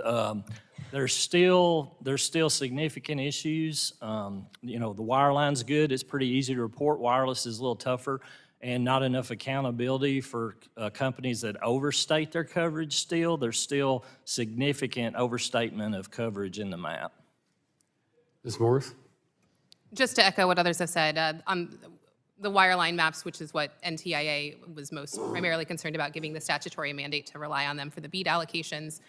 These are the best maps we've ever had in the history of federal mapping, and they continue to get better with every round of challenge processes. Thank you. In my last 36 seconds, here's another one. Because I was noticing about the 14 steps that are here about trying to get everything that everyone has to do through NTIA. I asked this question. I was back in the district, and I was at a meeting in one of my community colleges, and they're training people out there to go out there and help deploy. But one of the persons there told me something that I asked this question to NTIA later. Did anybody consider that it takes 18 months to 24 months to get a bucket truck to even get somebody up on a pole? And then how about getting people trained? And so I think when we're looking at what we got to do out there, we have a lot of work to get done, but this has got to get done quickly, and we just can't keep it up. And Mr. Chairman, I've overdone my time, and I yield back. Thank you. Thank you, gentlemen. The chair now recognizes Mr. Ruiz for 5 minutes to ask your questions. Thank you, Mr. Chairman. Today, my colleagues on the other side of the aisle can't seem to get their story straight. On one hand, they acknowledge the need to coordinate broadband programs, which I agree with, but then criticize the Broadband Equity Access and Deployment, or the BEAD program's timeline, to claim President Biden has not acted on the digital divide. But let's talk about the facts. Under the Biden administration, millions of Americans, especially in rural and tribal communities, have gained access to high-speed internet. These investments are not handouts. They are lifelines to education, healthcare, and economic opportunity. Through the Tribal Broadband Connectivity Program, the Biden administration invested $3 billion towards expanding broadband access on tribal lands. In my district alone, the Cabazon Band of Cahuilla Indians and the Saboba Band of Luiseno Indians received over $820,000, and the Colorado River Indian Tribe secured $28.4 million to connect 1,700 households to reliable high-speed internet. But my district is not the only one benefiting. Nationwide, the Biden administration allocated over $276 million to 44 tribal communities across 14 states, with more projects underway. These benefits don't just benefit the tribal community. These benefits benefit all the surrounding rural areas that are neighbors to these tribal communities. Ms. Morris, how do federal broadband investments under the Biden administration support economic development, education, and healthcare in tribal communities? Thank you for the question, Congressman. And I appreciate you highlighting the incredible work that NTIA has done to connect tribal communities along with other departments and agencies throughout the federal government, and in coordination, as you note. There's more work to be done, more money available through the Tribal Broadband Program, and certainly more money available through the BEAD program to help fill in where those investments have not yet occurred. And I think that's sort of stepping back for a moment. That's the beauty of the way that these federal programs work together. And so how would it develop the education, healthcare, and economic development in tribal lands? Well, we know that these the tribal entities face an acute divide, even more acute than many other areas. And as I noted in my oral testimony and in follow-up questions, the access to high-speed, affordable internet is a precursor for economic development, access to education, access to telehealth. It is the platform on which all of these key resources live, and without connectivity, the digital divide becomes a human and basic resource divide. Yeah, just as you said, it enables telemedicine for remote families, online learning for students, and growth for small businesses and tribal entrepreneurs. But expansion must respect tribal sovereignty and be done in true partnerships with meaningful consultation. Last Congress, I spoke out forcefully against Republican efforts in this committee to change permitting in a way that would cut tribes out of the process. And if they want to try to tackle permitting reform again this Congress, I'd suggest they reach out across the aisle and work with us. I'm game to work with anybody to help bridge this digital divide, but rather than pushing forward the same old tired ideas. Ms. Morris, can you discuss the Biden administration efforts to streamline permitting and how tribal sovereignty was prioritized in the process? I would just say, Congressman, that tribal sovereignty and tribal consultations are bedrock to the ways in which NTIA has engaged with tribes, whether in permitting or just the sub-granting process through these various, and competitive grant-making processes through these various grant programs. It is something that I hope to see continue at NTIA. They have a tribal office that is made up entirely of folks who come from tribal communities, and that, I think, has driven a genuine, authentic commitment to ensuring that tribal sovereignty is And what have you all done to help streamline the permitting? We have been working with other federal agencies to identify areas where there are hurdles, whether it's something as simple as a form can't be filed electronically, it has to be filed in paper, to getting more capacity, which I think is truly the biggest hurdle here, is getting the capacity in place in the permitting offices to process permits more quickly and more efficiently. And that, I think, has to be part of any. You know, it's interesting. I just had a meeting with a utility company. Everything has slowed down because of the mass layoffs. The person that was working on their permitting for wildfire prevention access and all that is gone. And so it's going to take even longer to process these permitting. But yet, they're complaining about permitting time, and they're making the problem worse. Thank you. Thank you. Yield back. Thank you for yielding. Next is Representative Bilirakis from Florida. I yield 5 minutes. Thank you very much. Appreciate it, Mr. Chairman. And I appreciate the testimony today. When I first started representing Citrus County in 2021, that's in Florida, one of their top 3 needs was reliable cell phone internet services. And that's probably true with a lot of the rural areas around the country. In November of 2022, filled with excitement for the anticipated community investment, the Citrus County Chronicle, one of the newspapers there, one of the major newspapers, wrote 2 newspaper articles. One article on the promise that the BEAD program provided to the county, and a second article charging residents to review the broadband maps and report errors to ensure accurate funding availability for the county. Sadly, the slow execution of the BEAD program means that connectivity remains a top concern, and the original hope in the program is turning to disappointment, unfortunately. Meanwhile, the states have been trying to navigate the process to get the necessary applications and approvals for participation in the program. In October, Florida's initial proposal, Volume 2, was approved by NTIA, starting another 1-year clock for the state to submit a final proposal. Mr. Spellmeyer, your written testimony outlines some specific changes to enhance the effectiveness of the BEAD program. Would enacting these changes impact the progress that the states have already made under the current program structure, or can they be folded in seamlessly? I would agree that they would help, they would improve the program, the changes that I've outlined, and I think it can be done, let's say, nearly seamlessly. I think we're talking months, not, let's call it weeks or months, not months and years.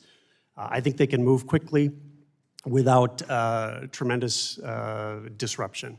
Oh, that's encouraging. Okay, during an NTIA oversight hearing in late 2023, I asked former Assistant Secretary Davidson about the prohibition on rate regulation within the BEAD program. The IIJA included a clear prohibition on rate regulation, and former Secretary of Commerce Gina Raimondo re-articulated that ban at a Senate hearing that same year. Mr. Davidson's response was the same. The law was very clear that NTIA could not regulate rates within BEAD. But subsequently, we heard that pressures and incentives were put on states that included rate regulation in their draft proposals. This question is both for Mr. Hale and Mr. Donovan. I still have some time left. First, Mr. Donovan, your written testimony briefly mentions that policymakers should avoid pitfalls like affordability plan conditions that could negatively impact BEAD participation. Can you expand on how rate regulation harms the marketplace? Thank you for the question. So particularly for rural providers in these markets, and at a time when Universal Service Fund is under threat, that there are external pressures that rate regulation, that these programs can push on the carriers, that they simply can't afford the business case to provide the service at certain levels without the resources through programs like USF that provide support to provide reasonably comparable services and rates for those in rural and urban areas. And so it's really important that we don't have some of those requirements without the support necessary for rural carriers to comply. Very good. Mr. Hale, you have anything to add? I'm Do sorry. you have anything to add, please, sir? I agree with everything Mr. Donovan just said. There's a bottom line impact. This is about cost to deploy. It's about density, and everything that you layer on makes the case worse. You want, as policymakers, maximum participation in this program. You want us going to the states and attempting to be the providers selected, and the more you layer on, the more difficult you make it, and that's what we're seeing play out across the country today. Well, thank you very much. I appreciate it, and I'll yield back, Mr. Chairman. I thank the gentleman for yielding. Next, I will give 5 minutes questioning to Representative Peters from California. Thank you, Mr. Chairman. You know, when I came to Congress some time ago, every single member that I talked to here, Republican and Democrat, wanted to do infrastructure. And the Republicans in particular were frustrated with the inability to deploy rural broadband, that they were just disconnected.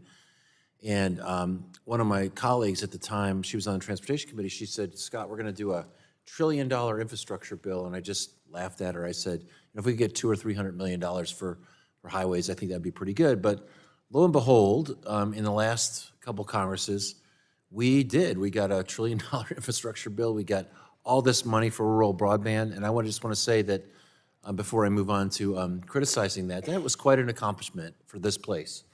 And I know that vote was not necessarily bipartisan, but even though Democrats controlled that vote, it's not like we just invested in blue areas. We invested in red areas and rural areas, mostly represented by Republicans. I thought it was a really good thing. Now, I've sat in this seat and various places on other subcommittees and criticized the Biden administration for the red tape that we did not get around. And I think that's a legitimate question to ask. I'm very frustrated with how slowly we deployed some of these investments with the money that we put in the bank. Mostly I talk about energy, but here it is again with broadband. And Mr. Hale and Mr. Donovan, maybe you could tell me what you think specifically would be permitting obstacles to bridging the digital divide and what we can do to, from your perspective, to see that we get shovels in the ground. Thank you, Congressman. Well, you know, I think we've mentioned, you'll see it in our testimony, different things that can definitely affect that ability. Again, I mentioned environmentals, just the length of them, and those are important things to do, but they just take. So we don't, I wouldn't know what you meant by environmentals. Is that NEPA or is that something else?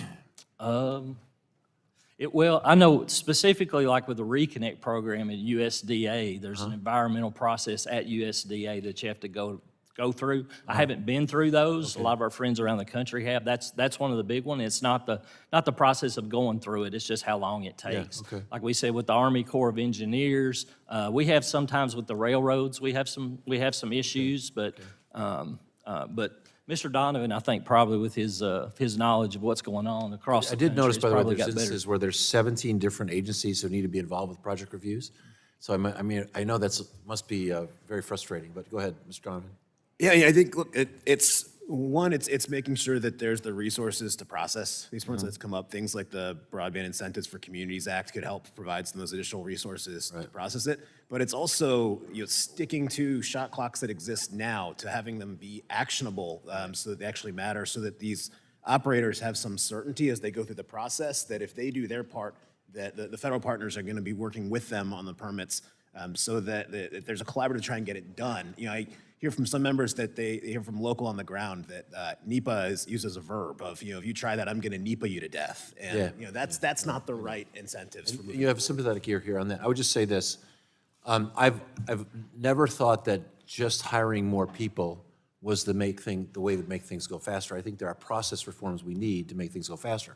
But when you fire people indiscriminately, it's going to slow stuff down. And what we're seeing out of DOGE now is this incredibly scattershot approach that is supposedly to save money. Only 4% of the entire federal budget is the workforce. So you're not really going to save big money out of it, but you really are going to make processes like this, processes at the IRS, you're going to make it a lot more difficult, and it's counterproductive.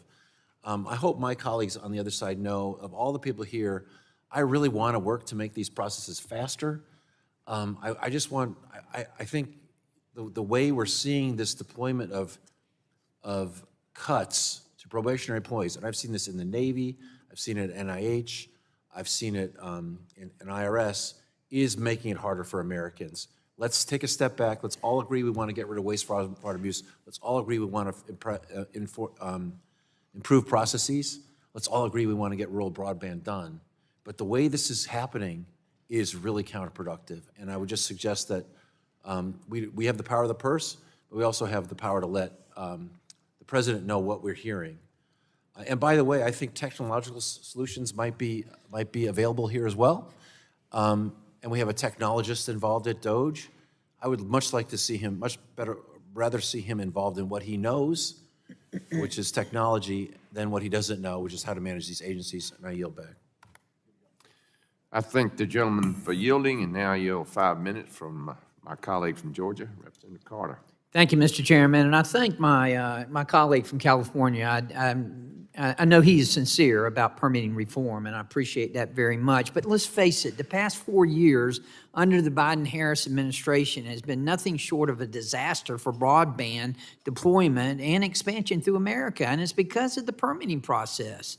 Permitting delays have resulted in halting the construction of broadband infrastructure, even in my own district of Georgia, in the 1st Congressional District.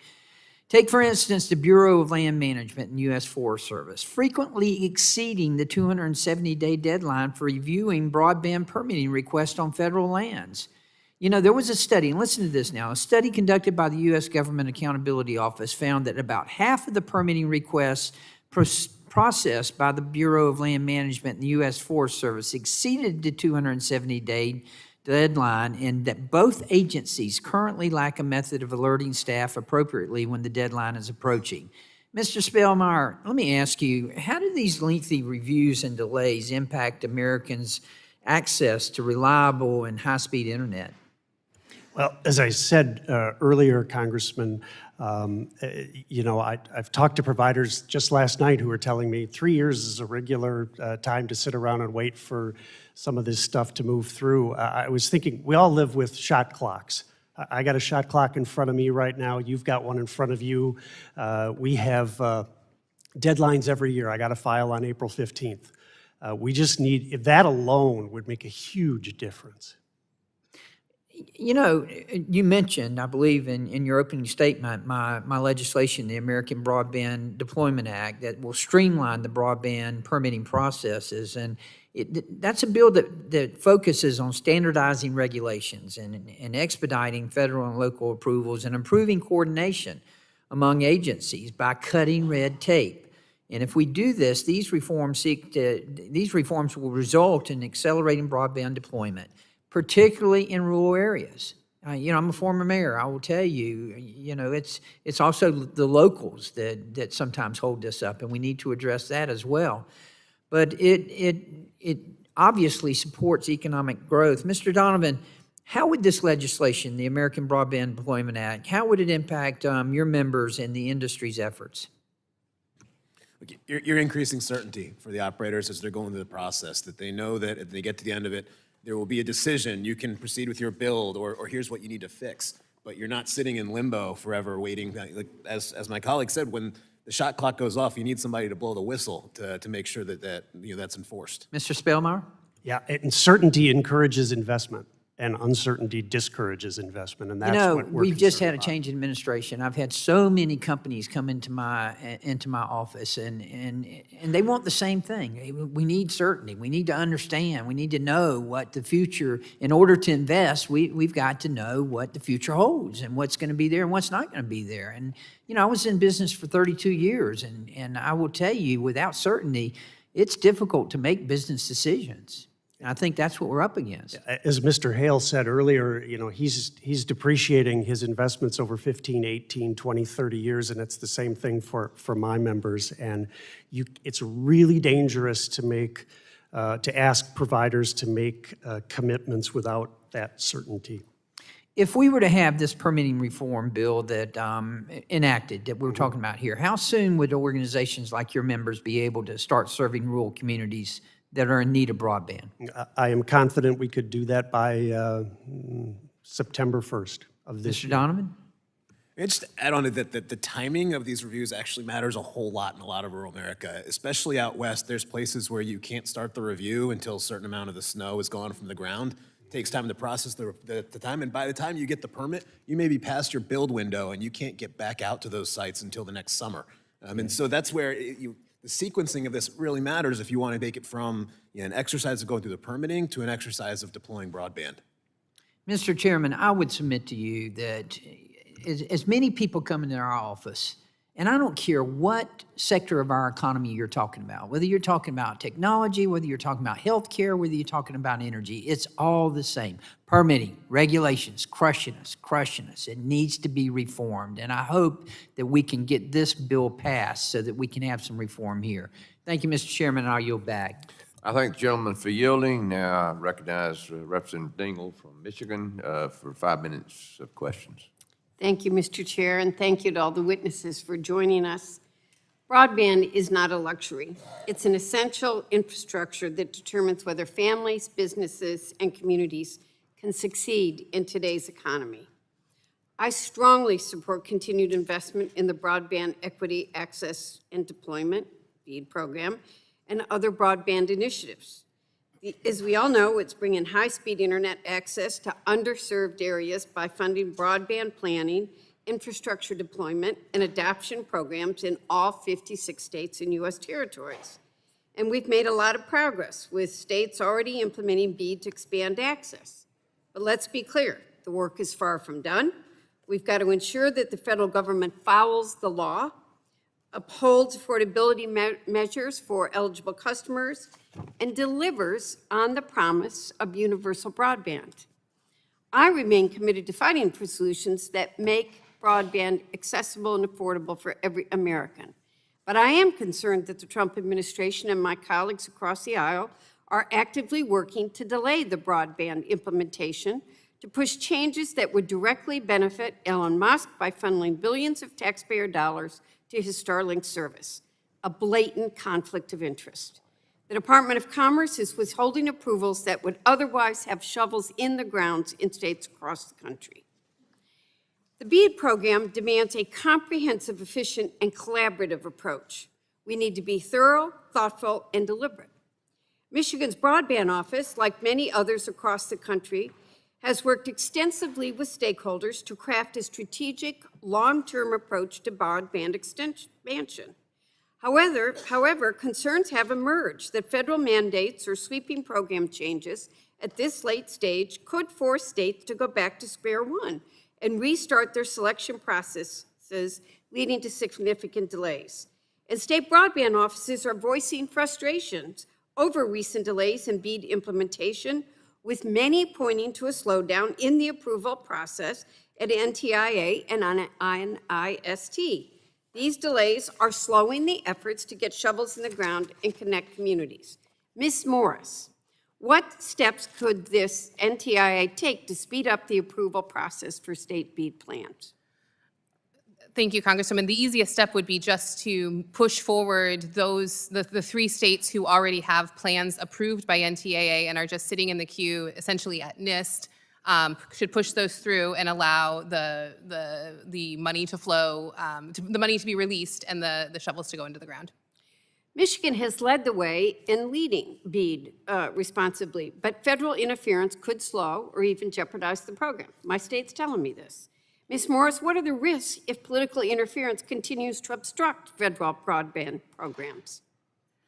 So, the biggest risk I see right now is just timing and momentum. States are, as I've said, at the 1-yard line, and they have spent blood, sweat, and tears getting these plans drafted, approved, doing these subgranting processes, all of which is required by the statute. They've been meticulously working through all 14 steps laid out in BEAD to get to where they are now.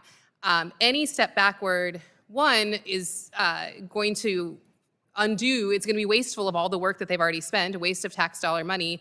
And the confusion that abounds about what that means next, I think, is exacerbating concerns within the states. And I would also say there is a risk that the more fundamental changes that we make to the program and the more we try to rush a new plan forward, the more we risk outcomes like RDOF, which is now seeing a 37% default rate.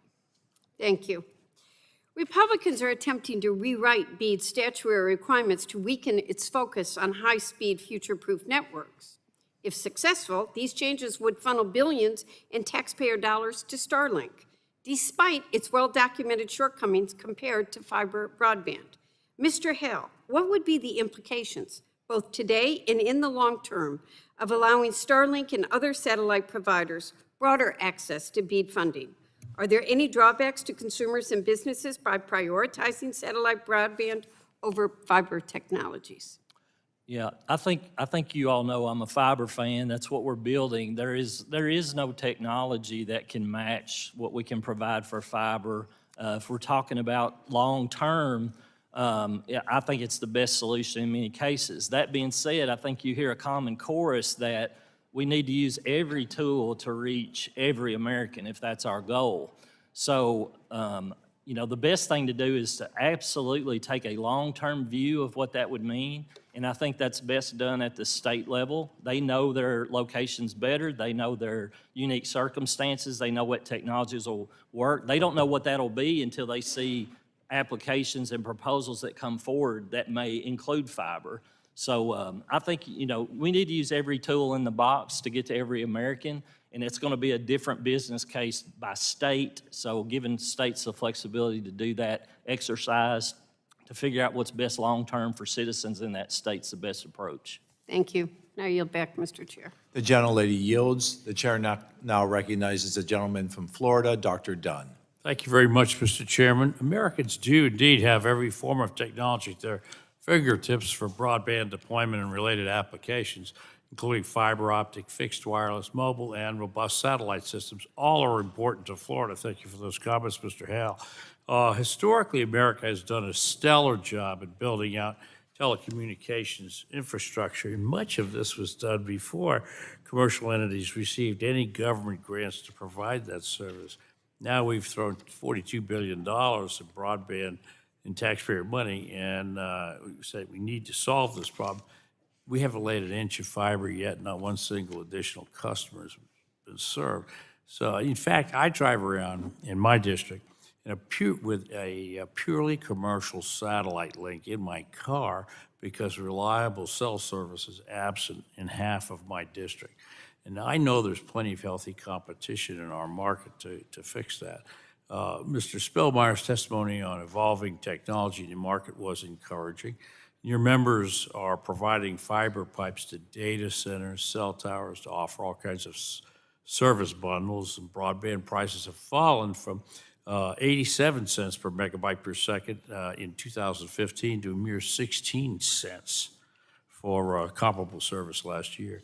Yet millions of Americans still lack any reliable access to broadband at a reliable speed, a useful speed, I should say. We spent $65 billion in the Infrastructure Investment and Jobs Act, the IIJA, to support broadband activities. We have nothing to show for it. We have a poster that shows how much money was put into a number of these different programs. Now, these aren't all of the programs. These are just some of the bigger ones. In fact, there are over 130 programs. Somebody made reference to that earlier. And, you know, when we have that much money sluicing around in the system, you wonder if there's a bit of a boondoggle gold rush going on here. Most concerning is that the Biden administration allocated infrastructure, IIJA money, the largest appropriation date without any accounting for other broadband programs already existing. And this is, I think it illustrates in some ways how complex the broadband ecosystem actually is between the big ISPs, the rural co-ops, cable companies, et cetera. Hard to serve areas still don't get the broadband on a priority basis. Now, the truth of the matter is that connecting underserved areas can be difficult and not economically viable. So, you know, that's as true in Florida, in my rural district, as it is in Latin America, Asia, Africa, et cetera. Satellite broadband is affordable. It can be deployed today. It can be, offered at a much lower price than trying to drag a fiber to every single farm in my district. And these are, remote areas. Another advantage is resilience. Satellites are not vulnerable to having a wayward Chinese ship drag an anchor across their fiber in the bottom of the ocean.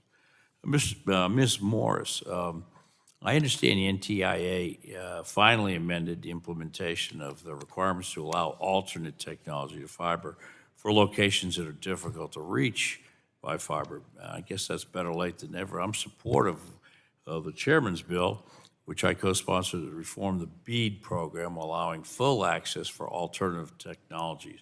It is, in a word, technology agnostic, and I'm okay with that. I think that's the way we should be. Mr. Hale's comments, I think, underscored that. The all technology eligible section in the Speed for BEAD bill allows an eligible entity to deploy reliable broadband service through any technology that meets the performance criteria. Now, the question, Ms. Morris, is how did the Biden NTIA and the Department of Commerce plan to ensure that areas that needed broadband, but obviously satellite was the obvious answer. You can't drag a fiber everywhere. How in the last administration were you planning to address those people? I'm sorry, I couldn't hear the last part of the question. Well, I say, your BEAD program, by regulation, by edict, did not include anything other than fiber in the last administration. And there's places in the world, think Pacific Island nations, it just makes sense. Sure, Congressman, thank you for the question. The NTIA, within the BEAD program, did contemplate a wide variety of types of networks to be participants in the program. And as you note, the alternative technology guidance that came out in early January of this year further clarified the ways in which satellite companies in particular, along with other alternative technologies, could participate and were expected to participate in the program. We see, NTIA has historically seen that the primary goal is to push fiber as far as possible and economically feasible, but certainly to support other technologies that make sense in the areas where they make sense. So my time has expired. I would say we ought to be just technology agnostic. Tomorrow, some bright person is going to invent something we haven't thought of today. With that, Mr. Chairman, I yield back. The gentleman yields. The chair now recognizes Ms. Barragan from California for her 5 minutes. Thank you, Mr. Chairman. And I want to thank the witnesses for being here today. It's a little challenging to sit in this hearing and hear my Republican colleagues criticize something they didn't even support. we're talking about delays. The BEAD program is even there as an option because of the infrastructure bill. Because the first time this president was there, promised an infrastructure bill and couldn't get it done. And House Democrats were able to get it done, and now they have no problem when there's an infrastructure project approved, going on their television set and trying to take credit for it. And now, House Democrats have invested in broadband. Now, one of my colleagues across the aisle just said, we already have 15 programs. I don't know why we need another one. Like, why don't we just have one? Ms. Morris, is there a benefit to the BEAD program? Why can't that money just be somewhere else? Or why would we only need one?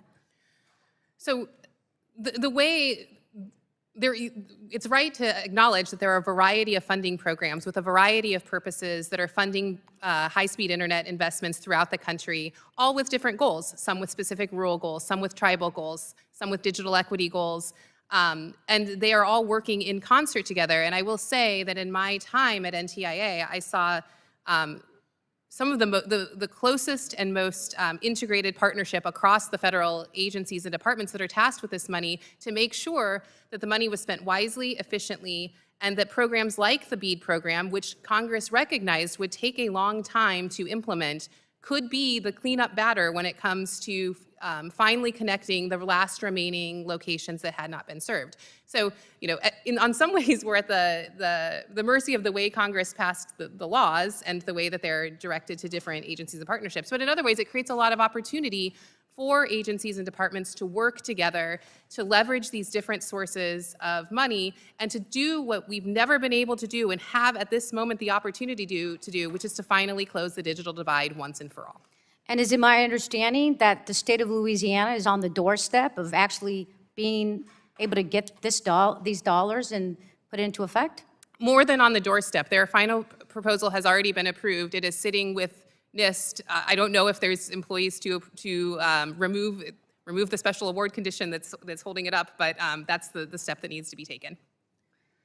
Yeah, so it sounds to me like not only is this program critically needed, but even states like Louisiana felt it's needed and is on the verge, or could be on the verge, if it were not for this administration putting a hold and delaying this program. And it's no surprise to me that Republicans want to weaken the protections around BEAD to funnel taxpayer money to Elon Musk.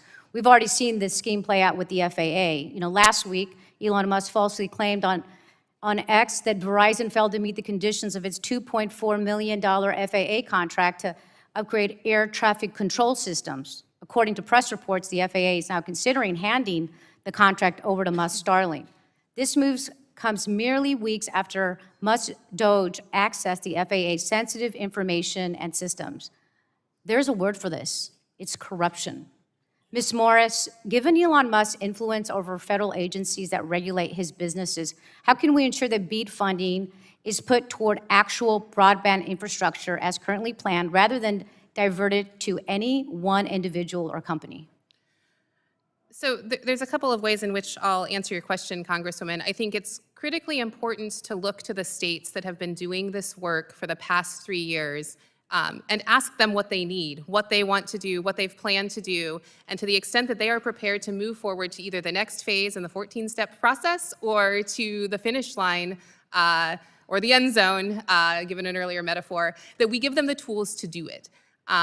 Second, I think Congress has an important role to play in making sure that the BEAD money, which has been teed up to be spent very soon, is spent wisely and carefully and doesn't fall into the same traps that we've seen time and time again over the years in investments in broadband infrastructure in this space. See, again, RDOF. Thank you. I also understand that our chair's own home state of North Carolina is projected to create 6,100 jobs that would provide vital economic opportunities for middle-class and working families, but these jobs are stuck in limbo, and with today's announcement that there's going to be a review of the program, it's only going to cause further delays. I don't understand why we don't have more champions trying to make sure this program continues and stays on schedule as is. Thank you. I yield back. Thank you for yielding. The chair now Recognize Representative Joyce for 5 minutes of questioning. Thank you, Mr. Chairman, and thanks for our witnesses for testifying here today. In Pennsylvania's 13th congressional district, over 25,000 households lack connection to high-speed internet. Since joining this subcommittee, my priority has been clear. Connect each and every one of these households to affordable, reliable, high-speed internet. Repeatedly, I've heard from providers and my colleagues about the critical role of the BEAD program. I share that goal. Yet, despite the last administration's pumping over $40 billion into the program, not one shovel has been put into the ground. Why is that? The regulatory red tape that the Biden administration has tied to the funding is the answer. Back home in Pennsylvania, the Biden administration's self-sabotage is on full display. The Biden administration BEAD wage requirements have, in fact, tied the hands of the very agency tasked with implementing the BEAD program in the Commonwealth by forcing applicants to pay workers at the highly skilled electric lineman rate of almost $90 an hour versus the traditional rate of $60 an hour paid to telecommunications technicians. If you are forcing program participants to pay a 50% premium in labor and overhead to even be eligible for the BEAD dollars, you've already, in effect, limited the universe of applicants and eliminated smaller providers and contractors from the bidding process. Smaller providers and contractors that often reach into rural America, where I represent. Mr. Spellmeyer, in your written testimony, you offer an example of ACA Connect's member who applied for BEAD funding and reported that compliance with the program's requirements would carry a 70% increase in per-mile deployment costs above those comparable project funded through the Department of Treasury's capital project funds. So we recognize that. How can we say that the BEAD system is helping lower the cost of broadband deployment in rural America when the government itself is adding so many additional expenses to the deployment process? Congressman, thank you for your leadership on this issue. I think I would acknowledge that to date, it hasn't helped because dollars haven't flowed. Pennsylvania, unfortunately, is the poster child, worst case, of how the requirements have been layered on and adopted, proposed by the state and adopted by NTIA. The good news is I do think we can, as I've said several times here, we can fix this. I don't think it's a debate between do nothing, do everything. I think, or start over. I think a quick set of waivers. Do you feel we can fix this by passing Chairman Hudson's legislation? Is this a pathway to success? I do. We support the legislation. Thank you. I as well. Mr. Hale, what has been the immediate impact on providers who are looking to or currently operate in the state's BEAD programs that have prevailing wage?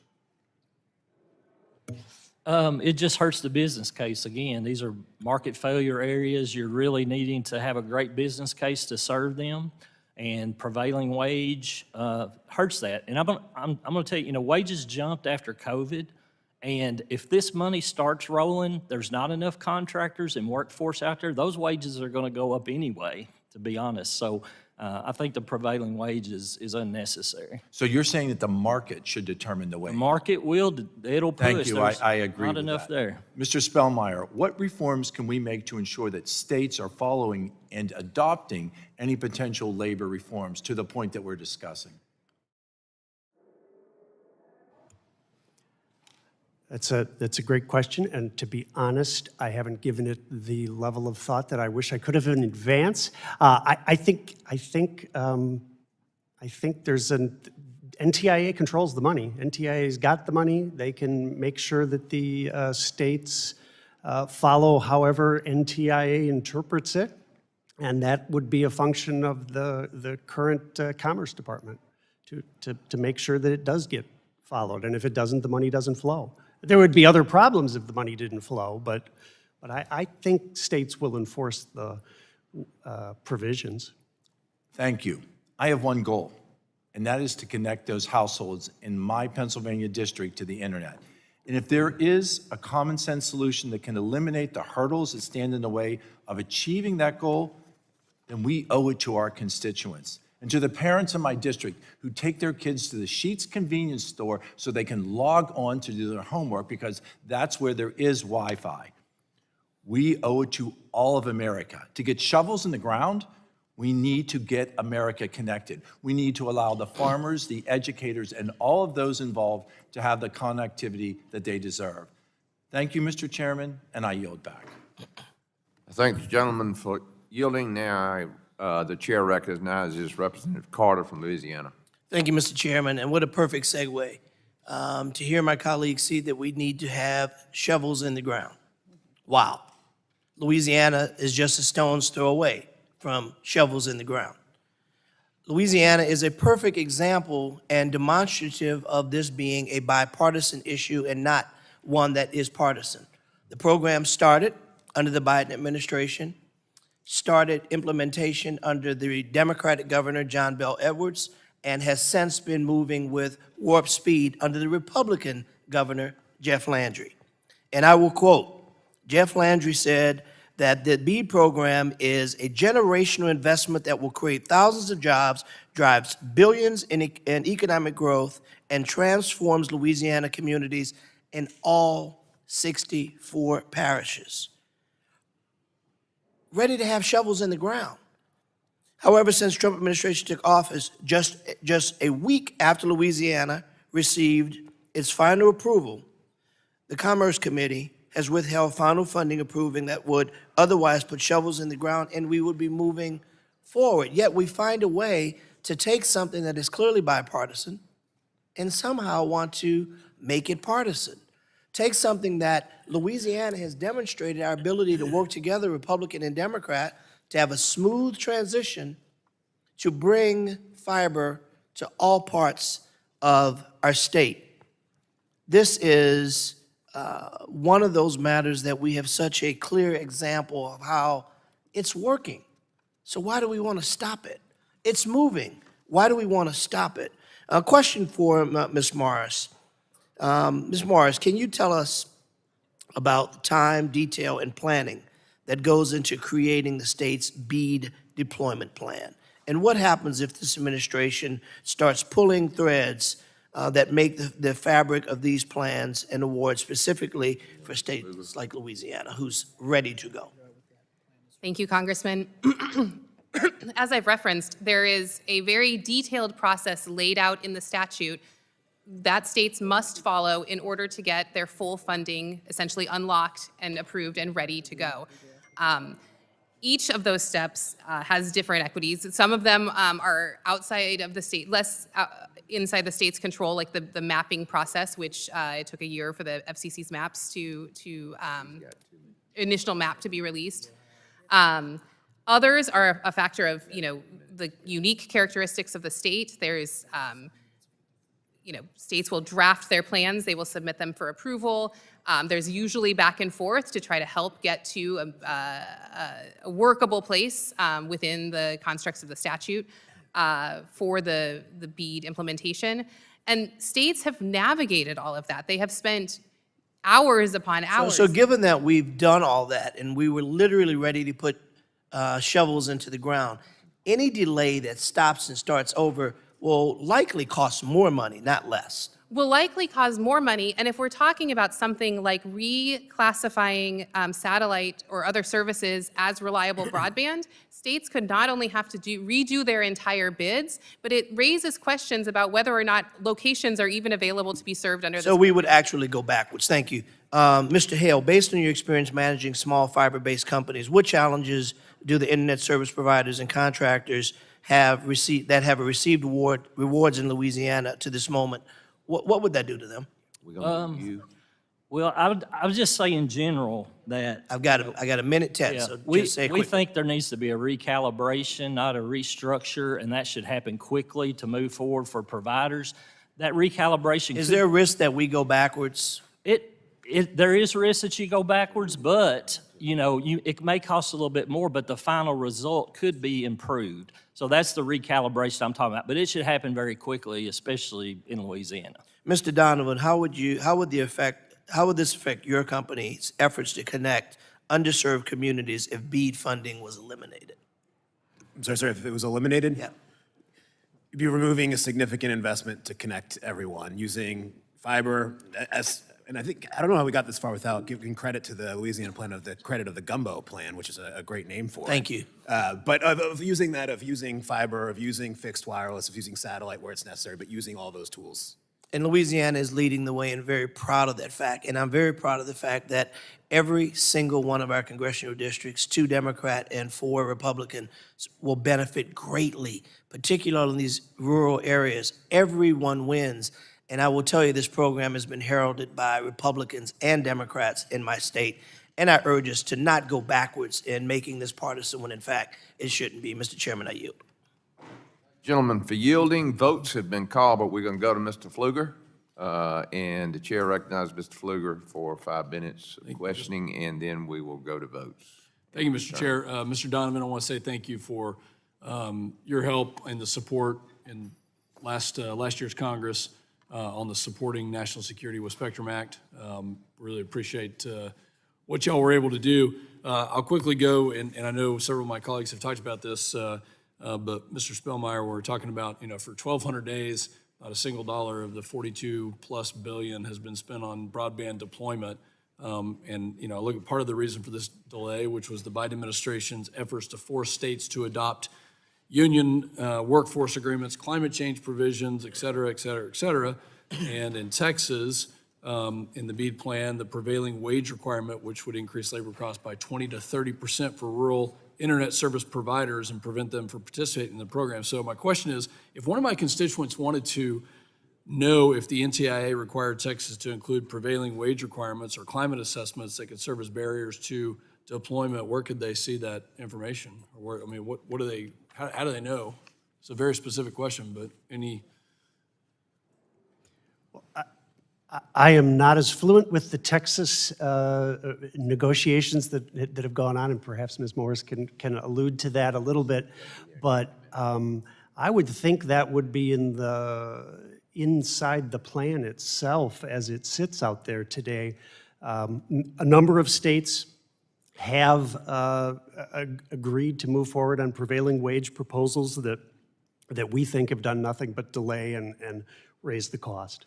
And I think that's kind of the expected reply is that we just don't know. And a lot of these, what a lot of these states are doing, or not just state to state, but also just the plan is complex and there's a lack of accountability.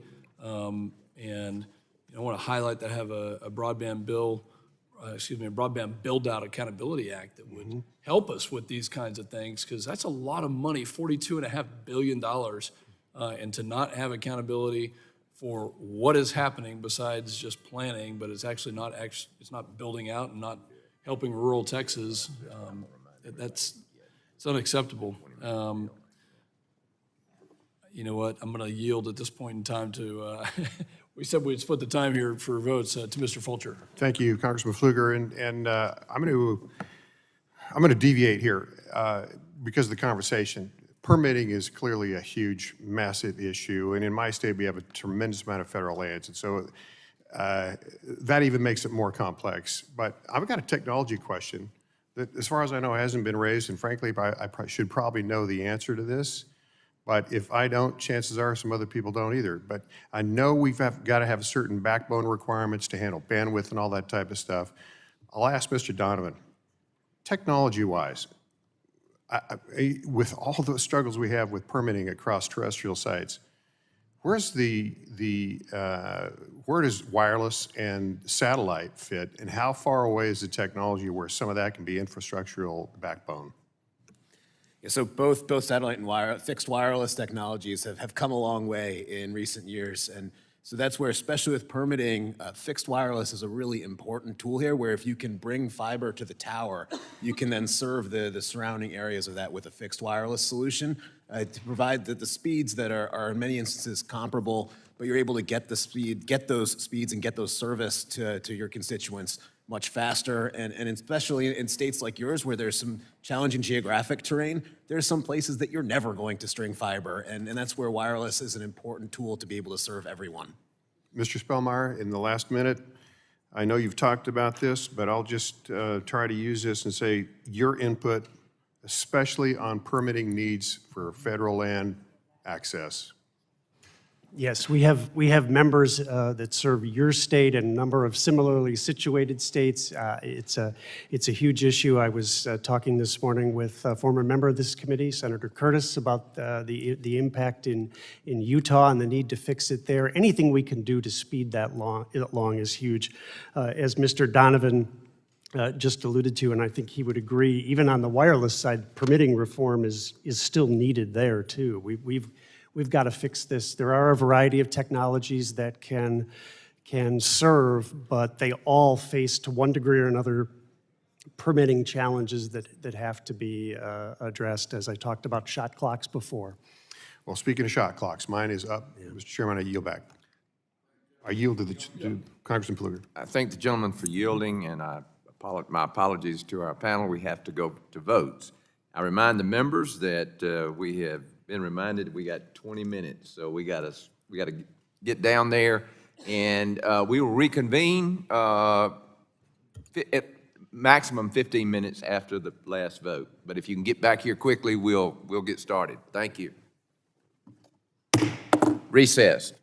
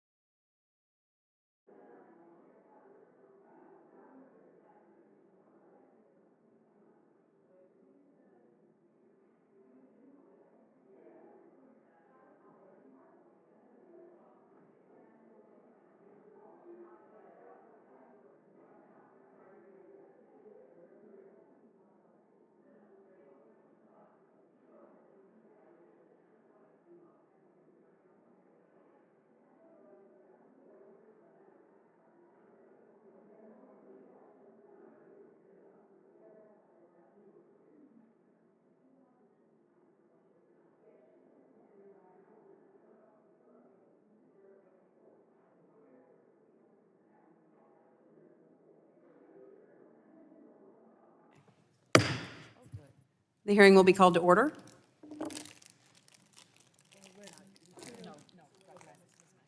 The chair now recognizes Ms. Kamak of Florida for 5 minutes for questions. Thank you, Madam Chairwoman, for holding this important hearing today, and thank you very much to our witnesses for hanging in there with us. It's always a fun experience when votes get called in the middle of a hearing, and I'm sure you appreciated the reprieve. So I know, yes, Mr. Spellmeyer, I can see you were very appreciative of the break. So as my colleagues have stated today, we are all collectively very concerned about the broadband, really the spectrum of the broadband programs that are spread across the federal government. Now, according to GAO, over 130 programs at 15 different agencies. Now, I know that many of them have different standards and eligibility criteria too, and at the very least, we can make sure that they have the same requirements.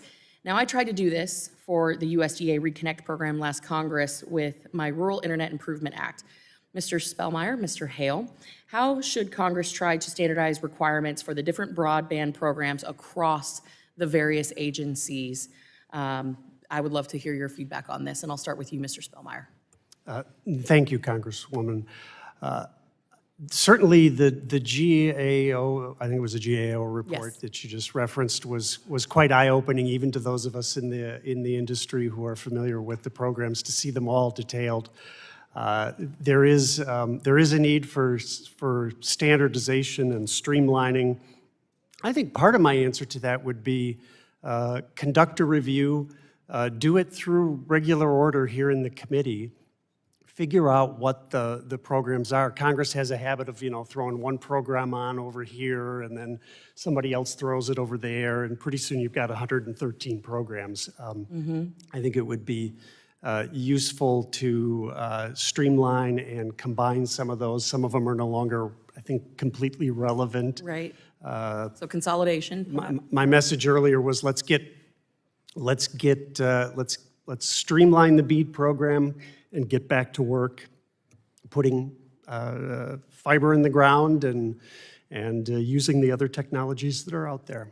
Excellent, thank you. Mr. Hale. Yeah, I would agree that they should be streamlined. It would be helpful to have a common definition, a well-thought-out definition of what broadband needs are currently as well into the future. We talked about the programs a little bit earlier, and just to clarify, the USF is not appropriated. That is the essential program to make sure that networks are built, sustained, and remain affordable. And then, of course, the BEAD programs, the grant programs come along for a greater capital infusion when you still got market failure areas where USF doesn't work. So a combination, the USF program would be the best place to establish those guidelines, those standards, and if USDA has some projects which have been very helpful in closing the digital divide, if they could be the same standards, that would be perfect. Thank you. And Mr. Donovan, what about wireless?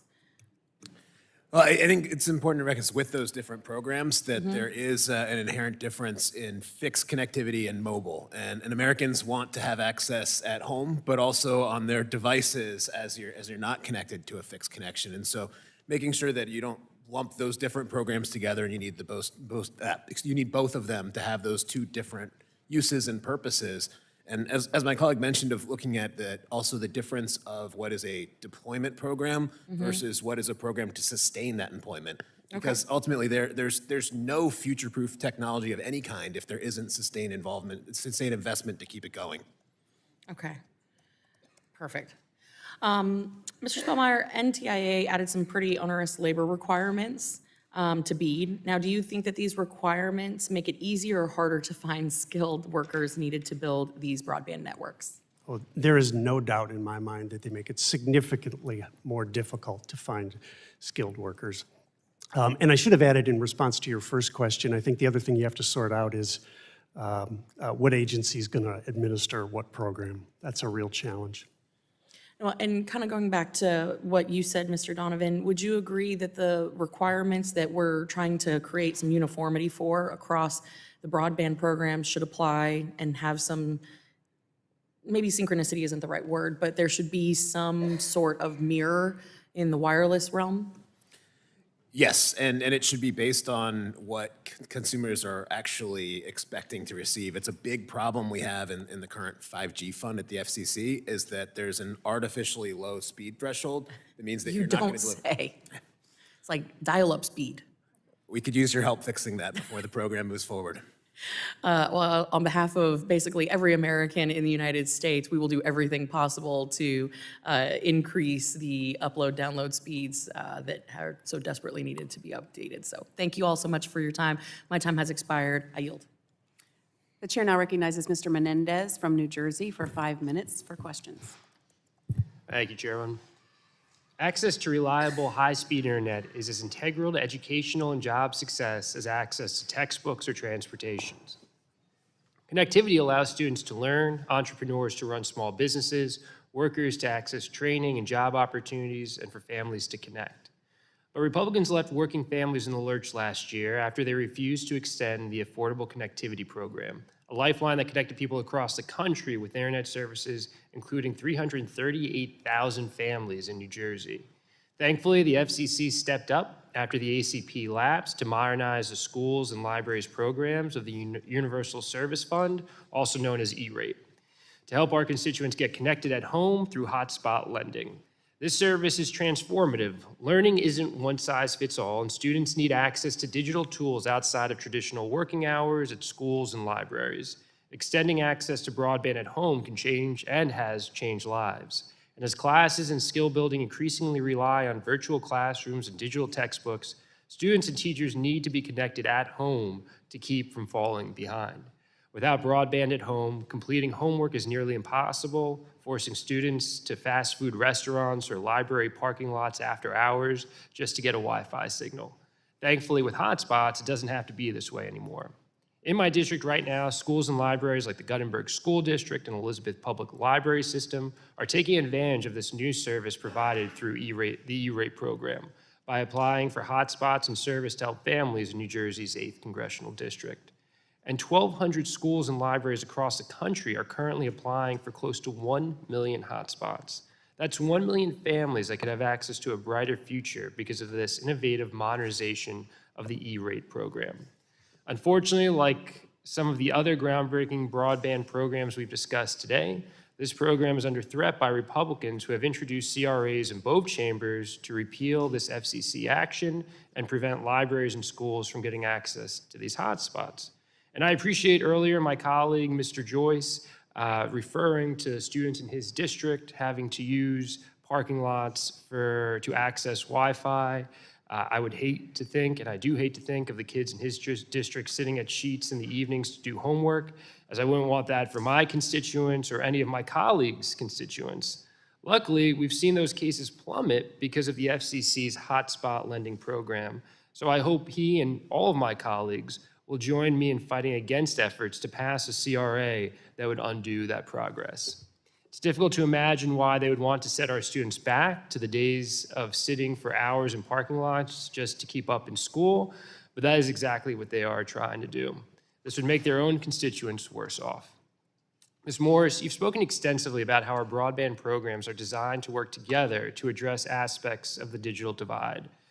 Can you explain how the FCC's modernization of the E-rate program helps keep families connected at home? Thank you, Congressman. This seems to me to be a no-brainer, particularly, while we're waiting to see BEAD through the finish line, when hopefully all of the homes in your district will be connected to a affordable, high-capacity connection. Hotspots are an incredibly useful tool to provide connectivity for students, and I would hope that that it remains a program that can be viable for some time. I would also note that the CRA is a pretty blunt tool and has a preclusive effect from agencies implementing a similar rule down the road. And in this case, I think the preclusive effect of getting kids help with their homework connectivity is a particularly sharp one. Yeah, I agree. And especially with the learning loss that people are already challenged with after COVID, we shouldn't make it an additional burden to access the educational opportunities that exist, but are only accessible through a hotspot. So agree with you there. If congressional Republicans successfully end this FCC program to support hotspot lending, what would be the impact on students and library patrons in districts like mine? Well, it would just make it much harder for students to do their homework. It would put the burden on libraries to carry, excuse me, that water, and would likely have a dramatic effect on the success of these students in their schools. I'll give you a second on that, and I appreciate your answer. And speaking of water, please have a sip. Take care. Hotspot lending should not be partisan. We can all agree that kids shouldn't be forced to sit in the fast food parking lots late at night to be able to do their homework. In fact, schools and libraries from 46 states have submitted hotspot applications. So this is applicable across the country in red and blue districts to help families across the country. I urge my colleagues on the other side of the aisle to recognize the tremendous benefits of this program and to abandon any efforts to destroy it. Thank you. With that, I yield back. Thank you, Mr. Menendez. I now recognize myself for 5 minutes for the purpose of questions. Thank you to the witnesses. Back in the Indiana State Senate, I worked on broadband legislation trying to get access to unserved areas. As noted in some of your testimonies, we have seen overbuilding and technologies that are picking winners and losers in some of these funding opportunities. And one of the things that I wanted to do is make sure that any broadband that was deployed went to areas that had zero access first, and then we would build toward higher speeds. I happen to serve in the Indiana State Senate in one of the most unserved areas of the state of Indiana for access to broadband, leaving my part of the state at an extreme disadvantage when it comes to economic opportunities, precision agriculture, telehealth, and also education. Small businesses, you name it, we were at a disadvantage. I was once speaking to a high school group, and I asked this high school in my district if they knew where the most unserved area of the state was for broadband access, and a student raised his hand and said, "My backyard." And it was just that. In fact, when the Notice of Funding Opportunity came out, I sent a letter to both NTIA and our governor in September of 2023, sharing my concerns with the funding opportunity, and a particular concern were the mandates that I thought could delay and complicate deployment of funds, which I understand we have seen. So I would ask Mr. Spellmeyer, how much broadband funding, after BEAD passed 3 years ago, how much broadband funding has been distributed to date? Under the BEAD program, my understanding is that answer is zero. Zero. Mr. Donovan, how much BEAD funding has been, or how much broadband funding has been distributed to date? So it's been distributed to the states, is my understanding, but has not yet gone to providers to provide service. So the very thing that many of you raised concerns about and that I raised concerns about seems to be part of, at least in part of the problem. Another concern of mine was the Notice of Funding Opportunities general prohibition on non-fiber projects. It's explicitly in conflict with Congress's intent for the funding to be technology neutral, and it would likely impact deployment. State flexibility and prioritization consistent with the law should be protected, and it included flexibility with the workforce necessary to execute the projects, which the funding opportunity did not provide. Making sure that internet access is available to unserved communities first remains a top priority of mine as we work to try to figure out some of these issues, including the great number of different broadband programs we have throughout the federal government, and streamlining that so we can make sure that broadband resources are utilized to get to these unserved areas, and make sure that citizens in the unserved areas not only are connected, but are connected at the highest speeds possible to compete globally in the economy. So I appreciate your written testimony. I do have a couple of questions with the remaining time. Coverage for our broadband maps seems to be a real issue, particularly for precision agriculture and agricultural land.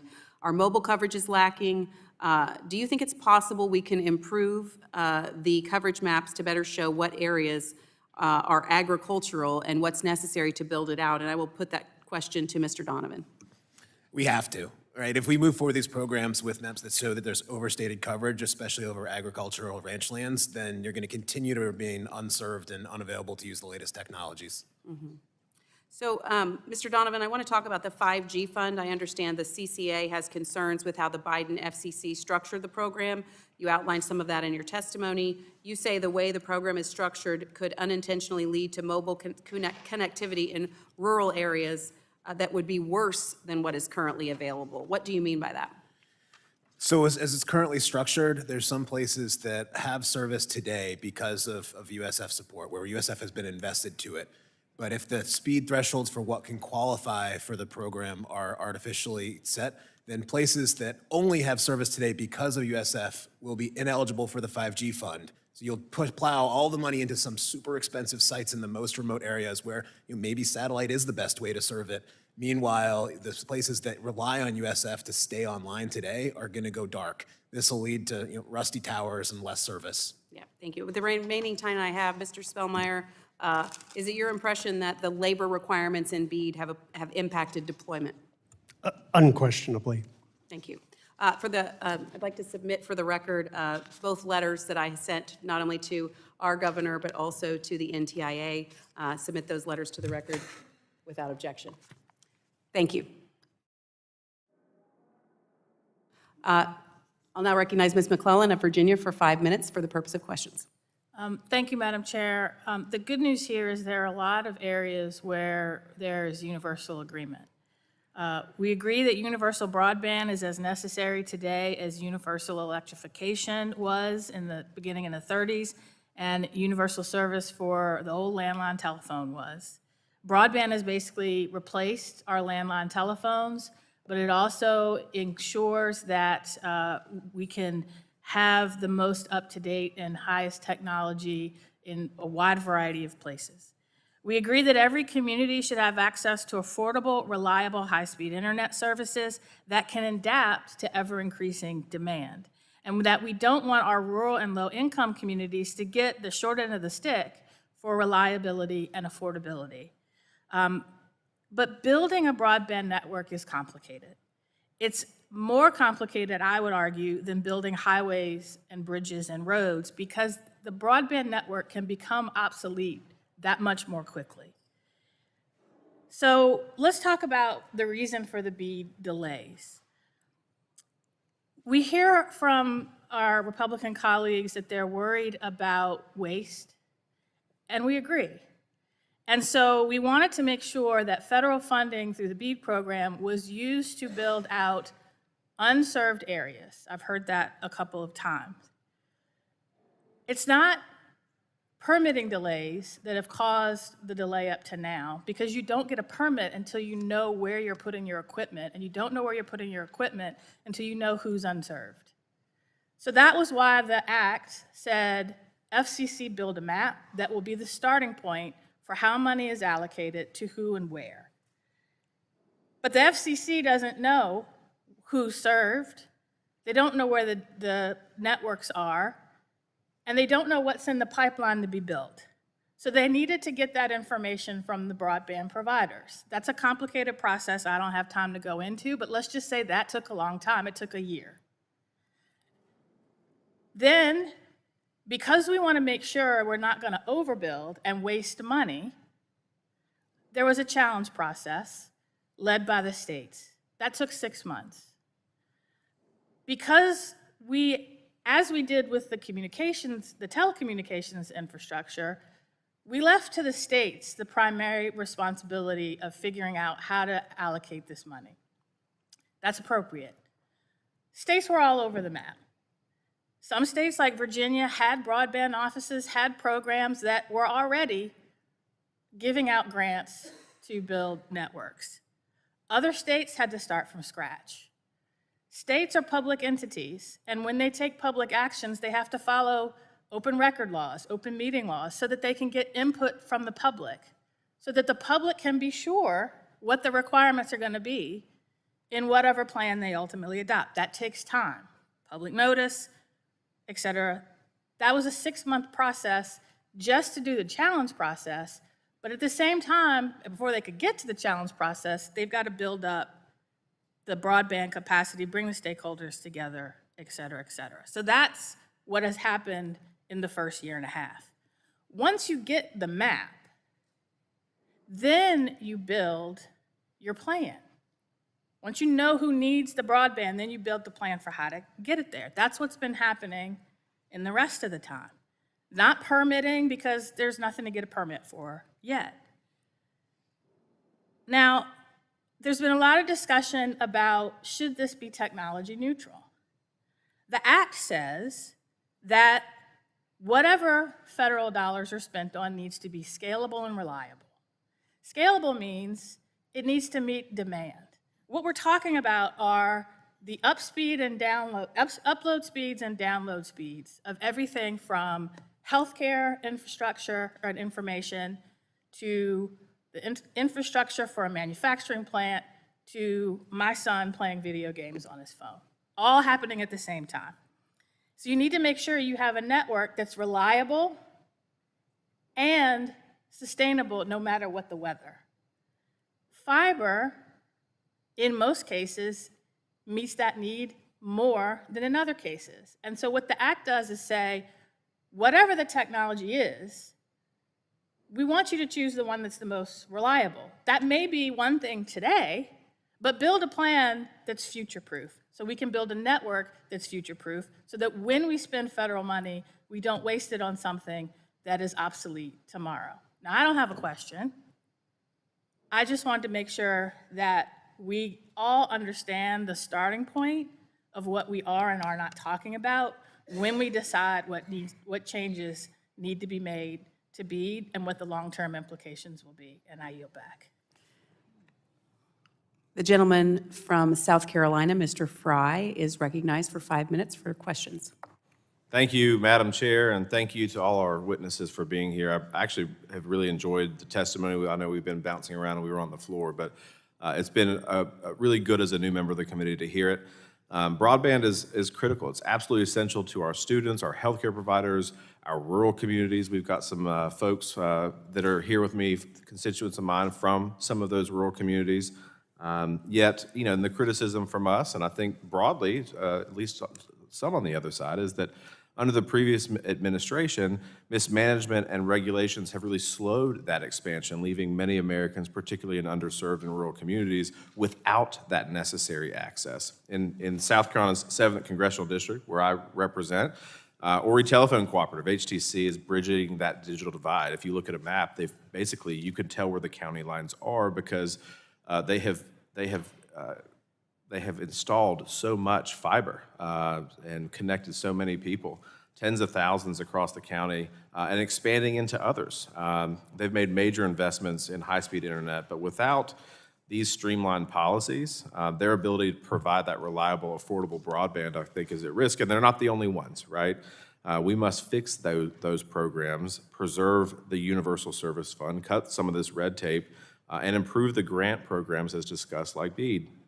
And so I look forward to hearing how we can modernize that, and we've heard a lot of that testimony today. But Mr. Hale, what role do you think the USF plays in ensuring broadband access generally to people along the Grand Strand or in rural communities in South Carolina?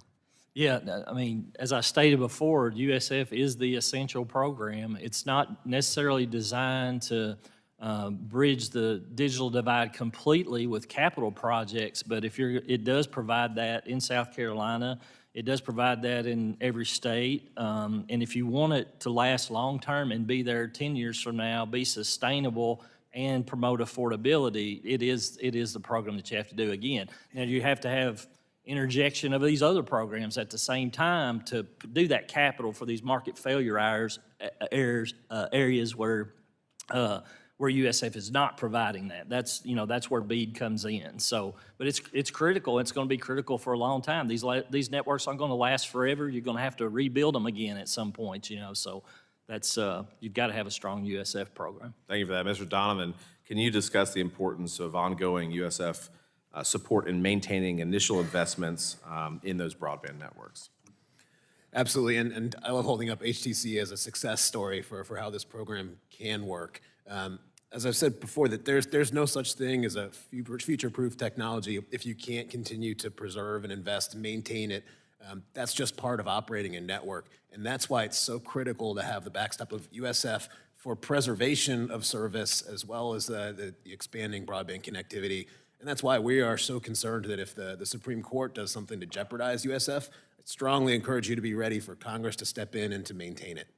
Speaking of, I mean, that was honestly where I was going to go next. I was going to go to Mr. Hale, but we're going to continue right with you, sir. I think you just got in the hot seat in a good way.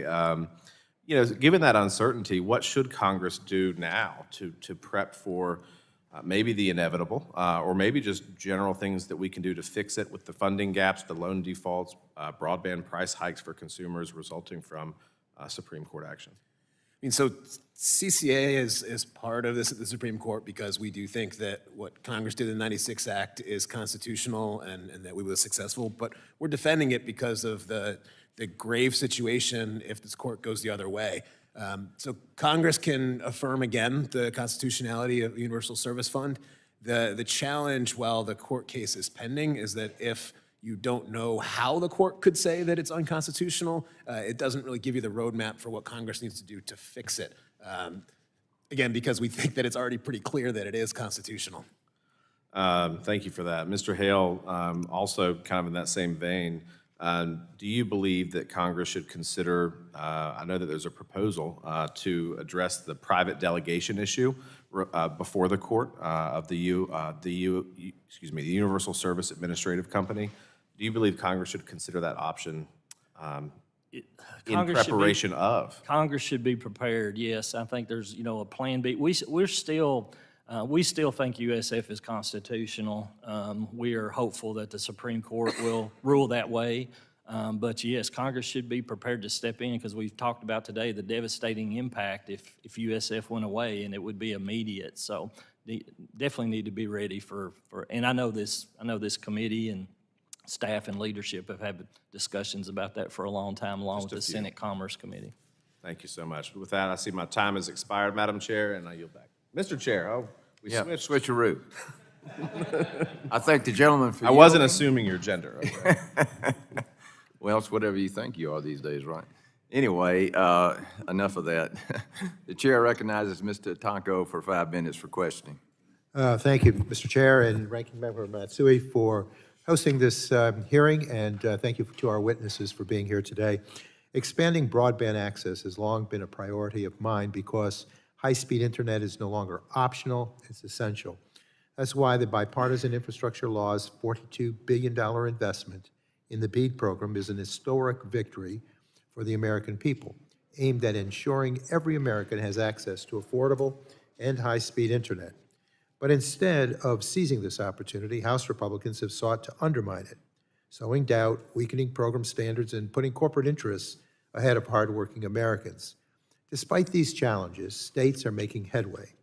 New York is one of 22 states that has completed the challenge process and is moving forward with provider selection and finalizing its BEAD proposals. That's real, meaningful progress, but we can't afford to slow down.